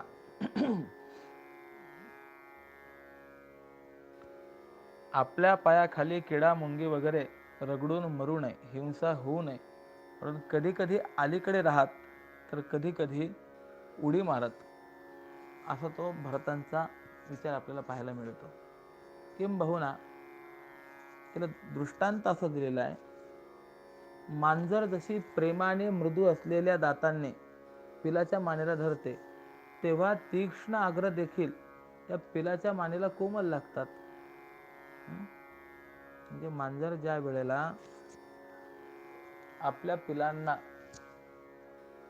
एका घरातून दुसऱ्या घरी दुसऱ्या ठिकाणी नेऊन ठेवते त्यावेळेला ती त्या पिलाची मान आपल्या दातांमध्ये तोंडामध्ये धरूनच इतर तिकडे नेऊन ठेवते की नाही, पण अशी हळुवारपणाने धरते की त्या पिलाला कुठेही इजा होणार नाही याची ती काळजी घेत असते. पण उंदीर पाहिल्यानंतर त्याच्याकरता सुद्धा त्याच दाताचा प्रयोग आहे, पण त्यावेळेला ते जसे पिलाकरता कोमल आहेत, मृदू आहेत, तसे मृदू असतात का? नाहीये. दुसरं उदाहरण देतात, प्रेमळ आई आपल्या तान्ह्या लेकराची वाट पाहते तेव्हा तिच्या दृष्टीमध्ये जसा कोमल भाव असतो. ना तरी स्नेहाळ माऊली तिसाची वाट तान्हुल्याची पाहे जेव्हा. किंवा तिसरं उदाहरण, कमळाच्या पाकळ्या हळूहळू हलवल्या जातात तेव्हा त्यापासून निघालेला तो मंद सुगंध वारा ज्या मानाने बुबुळ स्वीकारतात, तशा मृदूपणाने जो आपले पाय जमिनीवर ठेवत चालतो, ते पाय जिथे लागतात तिथे जंतूंना सुखच होतं. म्हणून अर्जुना, अशा हलक्या पावलांनी चालत असतानाही कदाचित कृमी कीटक जर पुढे दिसले तर तो आपल्या पावलाने मरण्याची शक्यता असली तर पुढे न जाता त्यांच्याविषयीच्या करुणेने तो हळूच माघारी परततो. आणि तो मनात म्हणतो की चालताना आपला पाय धडपडला आणि त्यापासून मोठा ध्वनी निघाला तर सर्व भूतांमध्ये व्यापक असलेल्या माझ्या त्या स्वामीची झोप मोडेल, किंवा त्याच्या समाधीच्या रचनेत विक्षेप निर्माण होईल, किंवा माझ्या त्या स्वामीच्या स्वास्थ्याला धक्का बसेल. आणि अशा करुणेने चालण्याच्या ओघाला तो माघारी घेतो, परंतु कोणत्याही कृमी कीटकांवर पाय ठेवून तो पुढे जात नाही. किंबहुना तो ब्रह्मनिष्ठ महात्मा जीवाच्या नावाने त्या गवताच्या काडीलाही ओलांडून जाऊ नये आणि त्यावर पाय ठेवून पुढे जाऊ नये, अशी जिथे करुणा आहे तिथे मग मनुष्याधिक प्राण्याला न जुमानता त्यांना पायाखाली चिरडून पुढे जाणं ही गोष्ट कधीतरी संभवनीय आहे काय? नाही. म्हणजे जिथे या छोट्या छोट्या प्राणांना तो इतका सांभाळतो, त्या ठिकाणी मनुष्यासारख्या प्राण्यांवरती पाय टेकून तो जाईल काय? शक्य नाहीये. हे कसं अशक्य आहे याकरता माऊली उदाहरण देतात. नोलांडवे मेरू मुंगीसी साचार मशका सागर तरवेना, तैसा तया लागी प्राणी भेटो कोणी त्यासी उल्लंघोनी जाववेना.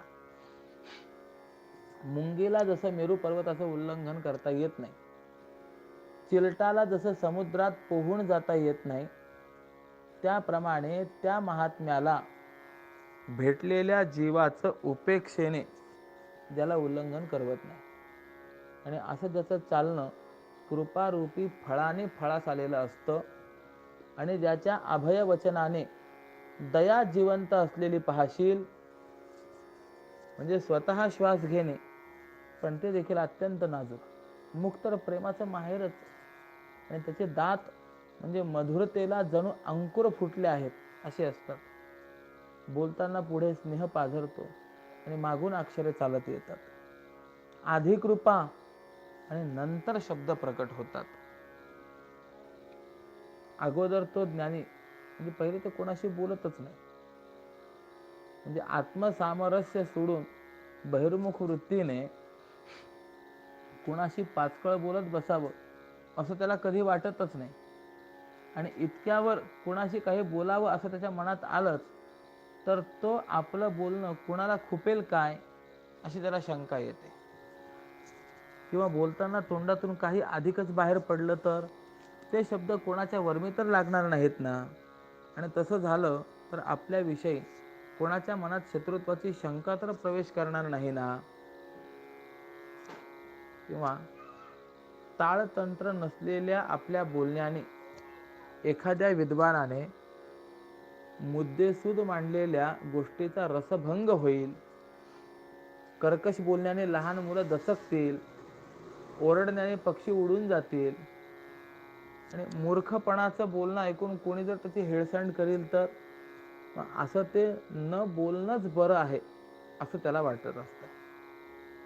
किंवा आपल्या या शिव्या शापांच्या बोलण्याने कोणाकरताही निर्धन किंवा निर्वंश होण्याची वेळ येऊ नये, कोणाची रागाने भुवई उचलू नये अशी त्याची मनात इच्छा असते, आणि म्हणून तो उगाच बसतो म्हणजे शांत बसतो.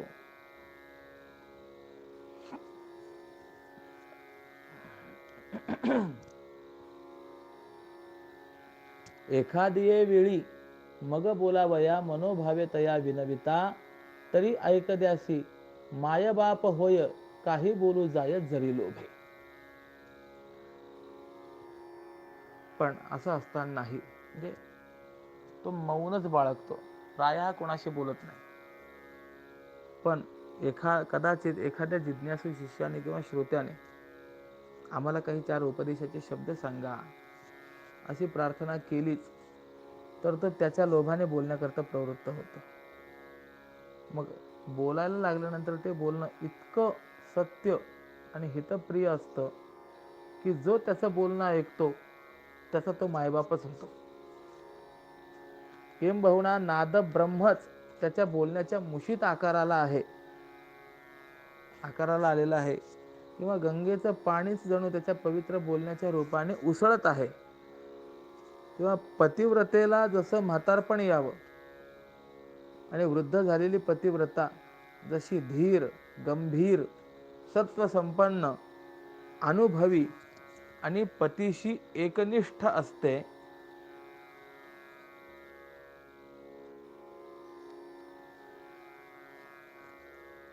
किंवा अमृताच्या लाटा जशा असाव्यात त्याप्रमाणे त्याच्या बोलण्यातील शब्द हे कसे असतात, सत्य, मृदू, मर्यादित आणि सरळ असतात.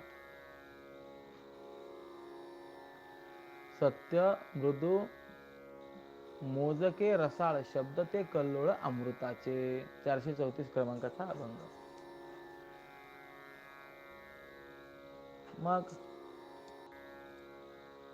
उठेना विरोध ऐसेची भाषण, होयना कारण वादासी जे, ऐको निजे शब्द कोणाही जीवासी, दुःखे कासाविसी वाटू नये.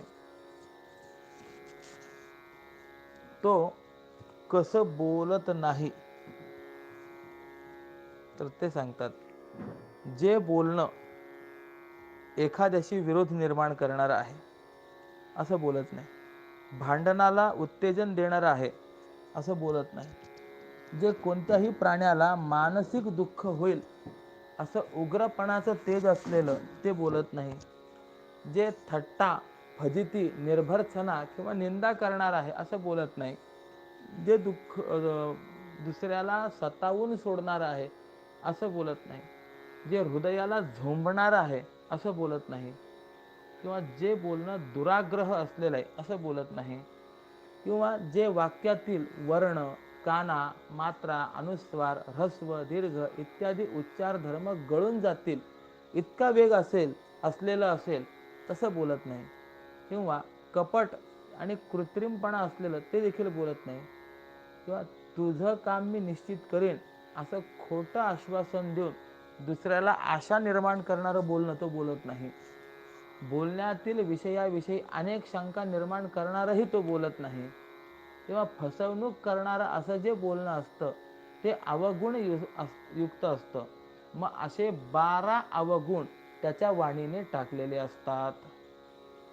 एकंदरीत आपण आता जे पाहिले ना की असं बोलत नाही, असं बोलत नाही, असं बोलत नाही, तर ते 12 प्रकार आपण पाहिलेले आहेत. मोजून बघा.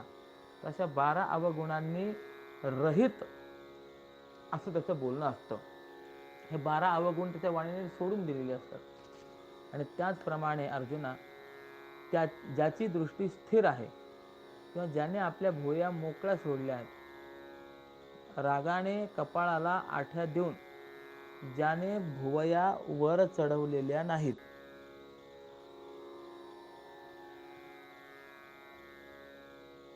भूतमात्रांमध्ये परमात्म वस्तू आहे आणि त्या वस्तूला आपली दृष्टी खोचू शकेल म्हणून बहुत करून जो कोणाकडे टक लावून बघत नाही,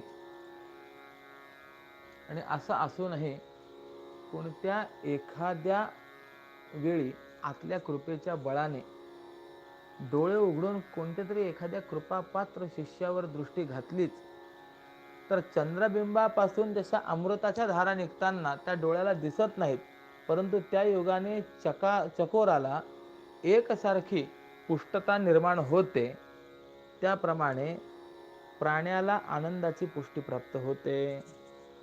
मग जर कोणाकडे टक लावून पाहिल तर त्या पाहण्याचा प्रकार त्या कुर्मीलाही समजत नाही, म्हणजे कासविनीलाही समजत नाही.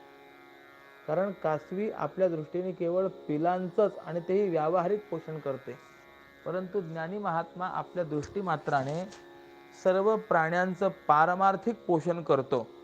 आणि म्हणून ज्ञानाच्या दृष्टीचा चमत्कार जो आहे तो त्या कासविनीला देखील कळत नाही. फार काय सांगावं, सर्व भूतांकरता ज्याची अशी कृपा दृष्टी असते त्याचे हात देखील तसेच कृपाळू असल्याचे तुला दिसून येतील. सिद्ध पुरुषांचं मनोरथ हे सफळ होऊन शांत होतात, त्याप्रमाणे ज्याचे हात सफळ झाल्यामुळे कर्तव्य रहित असलेले असतात. किंबहुना सांगतात, एखादा मनुष्य भोग भोगण्याकरता असमर्थ असेल आणि त्यांनी पुन्हा सर्व संग परित्याग केलेला असावा, किंवा जाळण्याला सरपण नसलेला अग्नी आणि तो पुन्हा विझलेला असावा, किंवा जन्मल्यापासून मुका आणि पुन्हा त्याने मौन धारण केलेलं असावं. हे जसं आहे त्याप्रमाणे ज्याला कोणतंच कर्तव्य नसतं, किंवा जे हात त्या अकर्त्या ज्ञानी पुरुषाच्या ठिकाणी जणू अनेक जन्मात प्रापंचिक कामं करून दमल्यामुळे निवांत बसण्याकरता येतात. म्हणजे तो काहीच करत नाही हे सांगायचं आहे.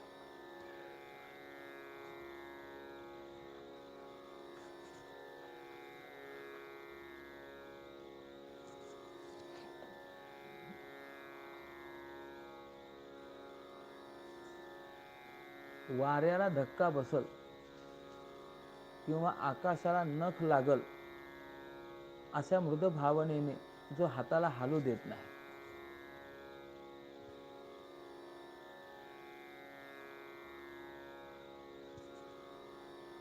किंवा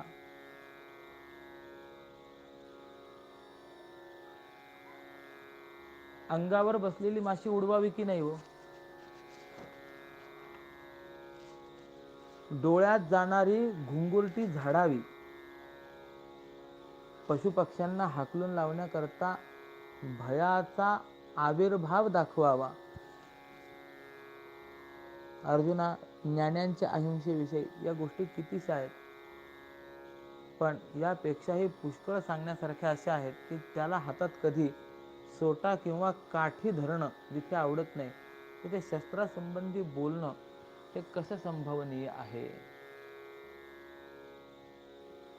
हाती दंड काठी नावडे तयासी, शस्त्राची कायसी भाषा तेथे. लीलेनेही हाती धरुनी कमळ, फिरवून खेळ करीनाच. करमणुकी करता म्हणून कमळ हलवून खेळणं किंवा फुलाची माळा वर फेकून झेलणं इत्यादी काही एक तो करत नाही, कारण तो म्हणतो असं केल्याने सर्वव्यापी माझ्या स्वामी परमात्म्याला गोफणगुंडा मारल्यासारखं होईल. काय किती माऊलींनी अहिंसेचा विचार केलेला आहे आणि किती बारकाईने किती सूक्ष्म विचार आहे. हे कसं आहे, अभ्यास पारायण ठीक आहे, परंतु यातील भाव आणि सूक्ष्मता ही प्रत्येकाने जाणून घेणं हे देखील तितकंच महत्वाचं आहे. असो, तो म्हणतो अंगावरील केस हलवले तर तदाश्रित लहान लहान जीव मरतील, म्हणून तो अंग देखील कुरवाळत नाही.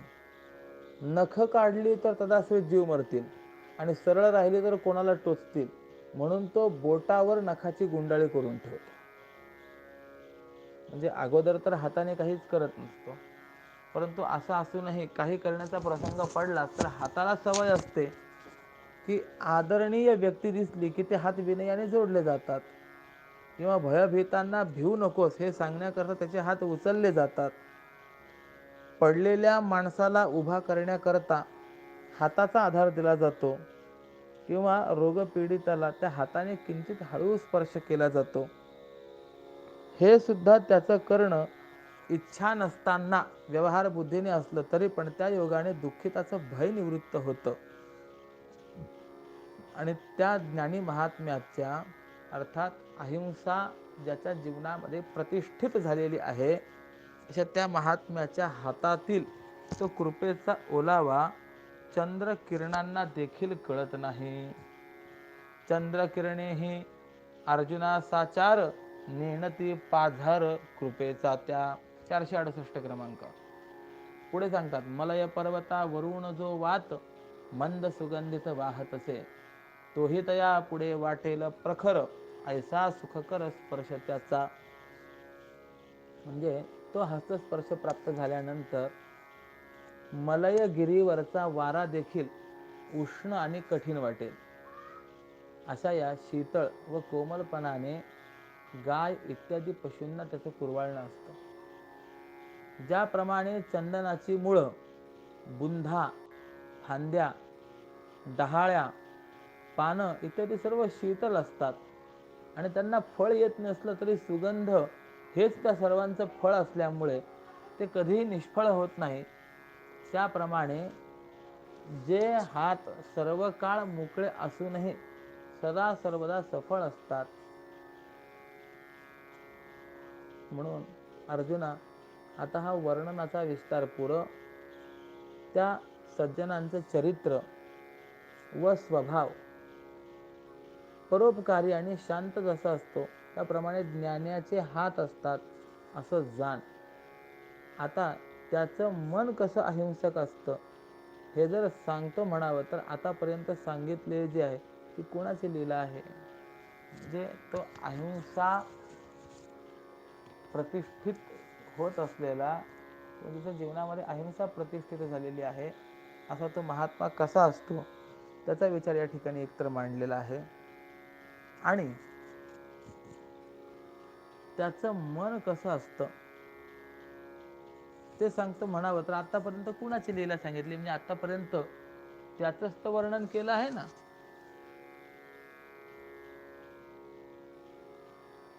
आता मन त्याचे सांगू जरी साचे, वर्णिले कोणाचे विलास हे. म्हणून सांगतात, शाखा रूपे वृक्ष नव्हे का साचार, असे का सागर जळावीन, वेगळी का होते गात्रे आणि तनु, तेज आणि भानू भिन्न काय. अर्जुना, शाखा म्हणजे फांदी म्हणजे झाड नव्हे काय, किंवा पाण्या वाचून समुद्र असतो का, किंवा तेज आणि तेजाकार सूर्य हे दोघे कधीतरी भिन्न असतात काय, किंवा अवयव आणि शरीर हे खरोखर वेगळे आहेत का, किंवा रस आणि पाणी यांच्यामध्ये भेद आहे का, किंवा असं असल्यामुळे म्हणून जे सर्व वाणी, डोळा, हात इत्यादी बाह्य पदार्थ सांगितले ना, त्या पदार्थांच्या रूपाने ते मनच साकारलेलं असतं. म्हणून त्यांचा व्यापार म्हणजे मनाचाच व्यापार आहे असं जाण. मग जमिनीत जे बी खोवलेलं म्हणजे पेरलेलं असतं तेच बी त्या जमिनीच्या वर वृक्ष झालेलं असतं. मग त्याप्रमाणे इंद्रियांच्या द्वारा आतलं मनच हे विस्तारलेलं असतं. तैसा जाण सर्व इंद्रियांच्या द्वारा, फाकला पसारा मनाचाची. जरी मानसीचं अहिंसा नसेल, बाहेर येईल तरी कैसी. मनात जर अहिंसेचा अभाव असेल तर इंद्रियांच्या द्वारा ती बाहेर ओसंडून कशी येऊ शकेल.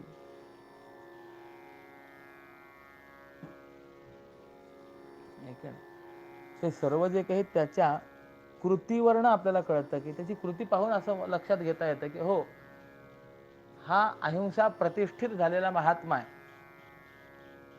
हे त्याच्या कृतीवरनं कळतं. पण ती कृती होण्याकरता पहिले ती अहिंसा कुठे असली पाहिजे तर मनात असली पाहिजे. मनातच नसेल तर बाहेर कशी येईल. म्हणून एक फार सुंदर नियम या ठिकाणी माऊली सांगतात, कोणतीही वृत्ती धनंजया साच, आधी मानसीच उठत असे, मग तिये चाची होय आविष्कार, दृष्टी वाचा कर द्वारा येथे.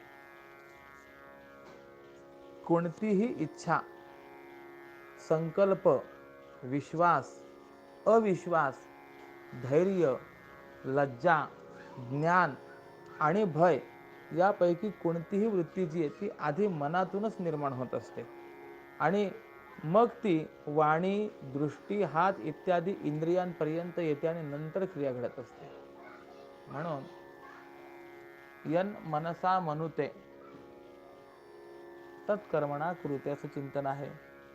पहिले मनामध्ये संकल्प अथवा विकल्प निर्माण होतो.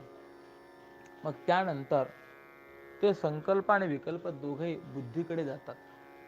बुद्धी त्या दोन्हीपैकी कोणत्या तरी एकावर शिक्कामोर्तब करते आणि तो शिक्कामोर्तब झाल्यानंतर मग ते ज्ञानेंद्रिय आणि कर्मेंद्रिय यांच्या माध्यमातून पुढे केलं जातं. म्हणजे क्रियेला आरंभ कुठून आहे तर मनापासून आहे. मग विचार करतात मनात जर नसेल तर ते कृतीतनं व्यक्त होईल का? होणार नाहीये. आणि मनात जे असतं ना ते आपोआपच बाहेर पडतं. अंतरीचे धावे स्वभावे बाहेरी धरिताही परी आवरेना. जे आतलं असतं ते स्वभावतः सहजच बाहेर येण्याकरता फार प्रवृत्त होत असतं. कितीही आवरून धरायचं म्हटलं तरी ते आवरता येत नाही, ते बाहेर पडल्याशिवाय राहत नाही. याकरता एक दृष्टांत सांगतो. एक मोठा शेतकरी होता. त्याला 3 मुली होत्या, परंतु तिन्ही बोबड्या, दिसण्याकरता खूप सुंदर, लावण्यवती, चारित्र्य संपन्न, सगळ्या गोष्टी अनुकूल, परंतु बोबड्या. आणि त्यामुळे त्यांचे विवाहच होईना. एक वेळेला काही स्थळ आले. त्यावेळेला या बापाने त्यांना सक्त ताकीद दिली, तुम्हाला पाहिल्यानंतर मुलं तुम्हाला पसंत करतात, परंतु तुम्ही बोलल्यानंतर मात्र तोंड उघडलं की मग ते निघून जातात, मग कुणीही बोलणार नाही. त्यावेळेला त्या तिघींनी ते मान्य केलं.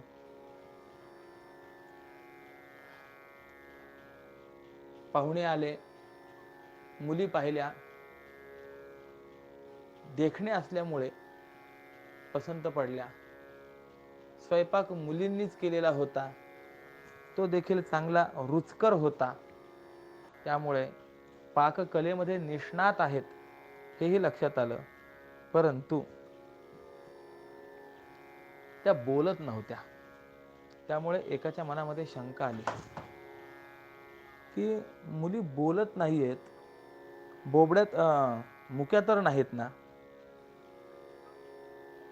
इकडे बापाने तर सांगून ठेवलेलं होतं अजिबात बोलायचं नाही. आता काय करावं प्रश्न पडला. यांना बोलतं कसं करायचं? त्यावेळेला त्याने त्या स्वयंपाकाचं खूप वर्णन करायला सुरुवात केली, स्तुती केली.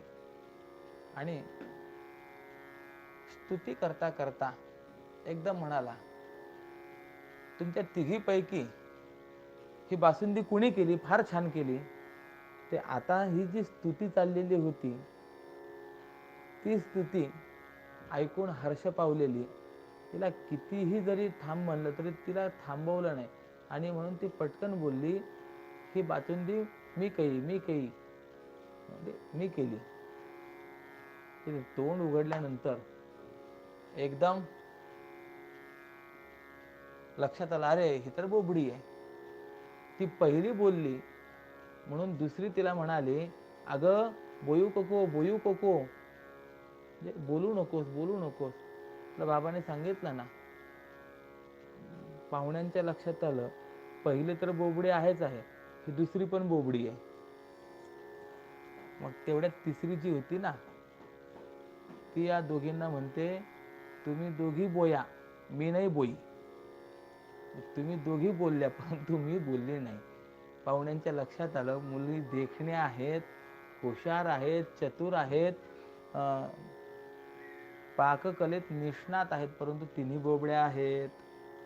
म्हणजे अर्थ काय कळाला? अंतरीचे धावे स्वभावे बाहेरी धरिताही परी आवरेना. आत जे असतं ते स्वभावतःच बाहेर पडत असतं. ते कितीही धरण्याचा प्रयत्न केला, राखण्याचा प्रयत्न केला तरी ते आवरलं जात नाही.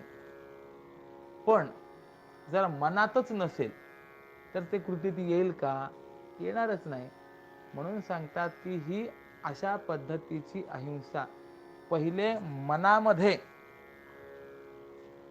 निर्माण होते आणि मग मनातलीच जी ती अहिंसा जी आहे ना, ती आता आपण वरती जे पाहिलेलं आहे की तो अगदी हात सुद्धा हलवत नाही, कारण की ते हात हलवण्यामध्ये सुद्धा हिंसा होईल की काय ही त्याला शंका निर्माण होते. इतका तो स्थिर झालेला असतो. मनात ती अहिंसा आहे म्हणून त्याच्याकडनं त्या पद्धतीची कृती घडते. म्हणून असं म्हणतात,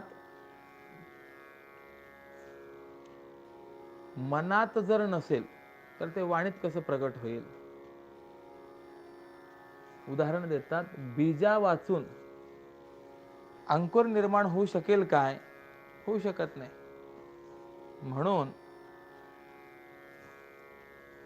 मनाचा मनपणा जेव्हा मोडतो, जेव्हा मन कार्यक्षम नसतं, तेव्हा इंद्रिय आधीच उन्मळून पडतात. ज्याप्रमाणे सूत्रधारा वाचून कळसूत्री बाहुल्या जसे व्यर्थ आहेत. म्हणून मनाचे मनपण नाही, तरी वाया दाही इंद्रियेती. बाहुली ती जैसी सूत्रधारा विण असोन नसोन सारखीच. म्हणजे मनाचं मनपण जर राहिलं नाही तर मन जेव्हा कार्यक्षम नसतं त्यावेळेला ते इंद्रिय व्यर्थच झाली की नाही ते तर आधीच उन्मळून पडतात. सूत्रधारा वाचून जशा बाहुल्या व्यर्थ आहेत त्याप्रमाणे किंबहुना उगमातच जे पाणी वाळून गेलं आहे ते प्रवाहाच्या रूपाने वाहील काय? वाहणार नाही. मग प्राण गेल्यानंतर जशी देहामध्ये हालचाल नसते त्याप्रमाणे मनाचा मनपणा गेला, या इंद्रियांना काय अर्थ राहिला? म्हणून अर्जुना, या सर्व इंद्रियांना किंवा इंद्रियांच्या व्यवहाराला मूळ कारण जर काही असेल तर ते मन आहे. मनच या सर्व इंद्रियांच्या द्वारा व्यवहार करत असतं. परंतु ज्यावेळी ज्या प्रकारची वृत्ती मनात साकार होऊन असते त्यावेळी तीच वृत्ती इंद्रियांच्या व्यापाराच्या रूपाने बाहेर पडते. म्हणजे मनामध्ये जे असतं त्या पद्धतीने त्या त्या व्यक्तीकडनं त्या त्या वेळेला तशी तशी क्रिया ही घडत असते. याकरता मनात अहिंसा खरीच आणि मोठ्या प्रमाणात बळावली तरच ती बाहेर प्रकट होते. उदाहरण देतात, ज्याप्रमाणे पिकलेल्या फळा फुलांचा गंध हा मोठ्या उत्साहाने बोभाटा करीत बाहेर निघतो, त्याप्रमाणे खरीच जर मनात अहिंसा असेल तर ती बाहेर प्रकट होतेच. आणि म्हणून मनात जी अहिंसा रूपी संपत्ती असते त्याच संपत्तीचा इंद्रिय त्या फळा फुलांच्या गंधाप्रमाणे मोठ्या उद्घोषाने खर्च करत असताना देखील न संपणारं भांडवल हे मनाच्या जवळ असल्यामुळे अहिंसेचा व्यापार ते करीतच राहतात. किंबहुना समुद्रामध्ये ज्यावेळेला भरतं दाटतं म्हणजे भरती येते तेव्हा तो समुद्रच खाड्यांना भरून टाकतो. हे जसं आहे त्याप्रमाणे चित्तात असलेली अहिंसेची संपत्ती वाढली की त्या चित्तानेच इंद्रियांना स्वसंपत्तीने संपन्न केलेलं असतं. मग आता सांगतात की हे पुष्कळ वर्णन आहे पण खूप झालं. ज्याप्रमाणे अध्यापक मुलाचा हात धरून आपणच अक्षरांच्या ओळी स्पष्ट लिहित असतो, अर्भकाचे साठी पंते हाती धरिली पाटी. मुलाचा हात धरून अध्यापकच अक्षरांच्या ओळी स्पष्ट लिहित असतो. त्याप्रमाणे प्रथम मनानेच आपला दयाळूपणा हातापायापर्यंत आणलेला असतो आणि मग त्या अहिंसेला त्या त्या प्राण्याकरता प्रगट केलेलं असतं. याकरता अर्जुना, इंद्रियांच्या अहिंसेच्या गोष्टीत मनाच्याच अहिंसक व्यवहाराचं स्वरूप प्रगट केलेलं आहे असं जाण. म्हणजे इंद्रियांच्या द्वारा जी होणारी अहिंसा आहे ना, तर ती अहिंसा इंद्रियांची मानू नको, तर ती अहिंसा मनाच्याच ठिकाणी आहे असं मान. आणि याप्रमाणे मनाने, देहाने आणि वाणीने सर्व हिंसेचा, सर्व प्रकारच्या हिंसेचा त्याग ज्याच्या ठिकाणी झालेला पाहशील तो पुरुष जणू ज्ञानाचं सुंदर आणि प्रशस्त मंदिर आहे. पण हे सुद्धा वर्णन कमी पडतं, कारण तो पुरुष ज्ञानाचं मंदिर नसून तो केवळ ज्ञानच आहे असं जाणावं. ज्ञानाचे विस्तीर्ण मंदिर तो जाण, तोची पार्था ज्ञान मूर्तिमंत. तो ज्ञानाचं मंदिर आहे असं न म्हणता तो स्वतः ज्ञानच आहे असं जाणावं. मग जी अहिंसा कानाने ऐकली जाते, ग्रंथांच्या आधाराने जिचं निरूपण केलं जातं, ती अहिंसा प्रत्यक्ष पाहावी अशी ज्या वेळेला इच्छा उत्पन्न होईल त्यावेळेला तो ज्ञानी पुरुष पाहावा असं सांगितलेलं आहे.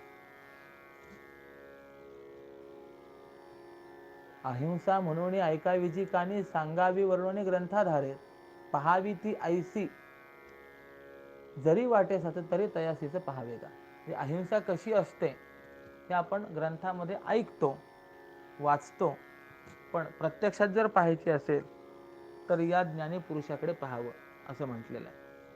मग अहिंसा पुढे म्हणतात, अहिंसा असं जे देवलोकात म्हणाले तिचं लक्षण म्हणजे एका वाक्यामध्ये मी तुम्हाला सांगायला पाहिजे होतं, परंतु हे व्याख्यान फारच विस्तृत झालं. याबद्दल तुम्ही श्रोत्यांनी मला क्षमा करावी अशी माऊलींनी क्षमा देखील या ठिकाणी मागलेली आहे.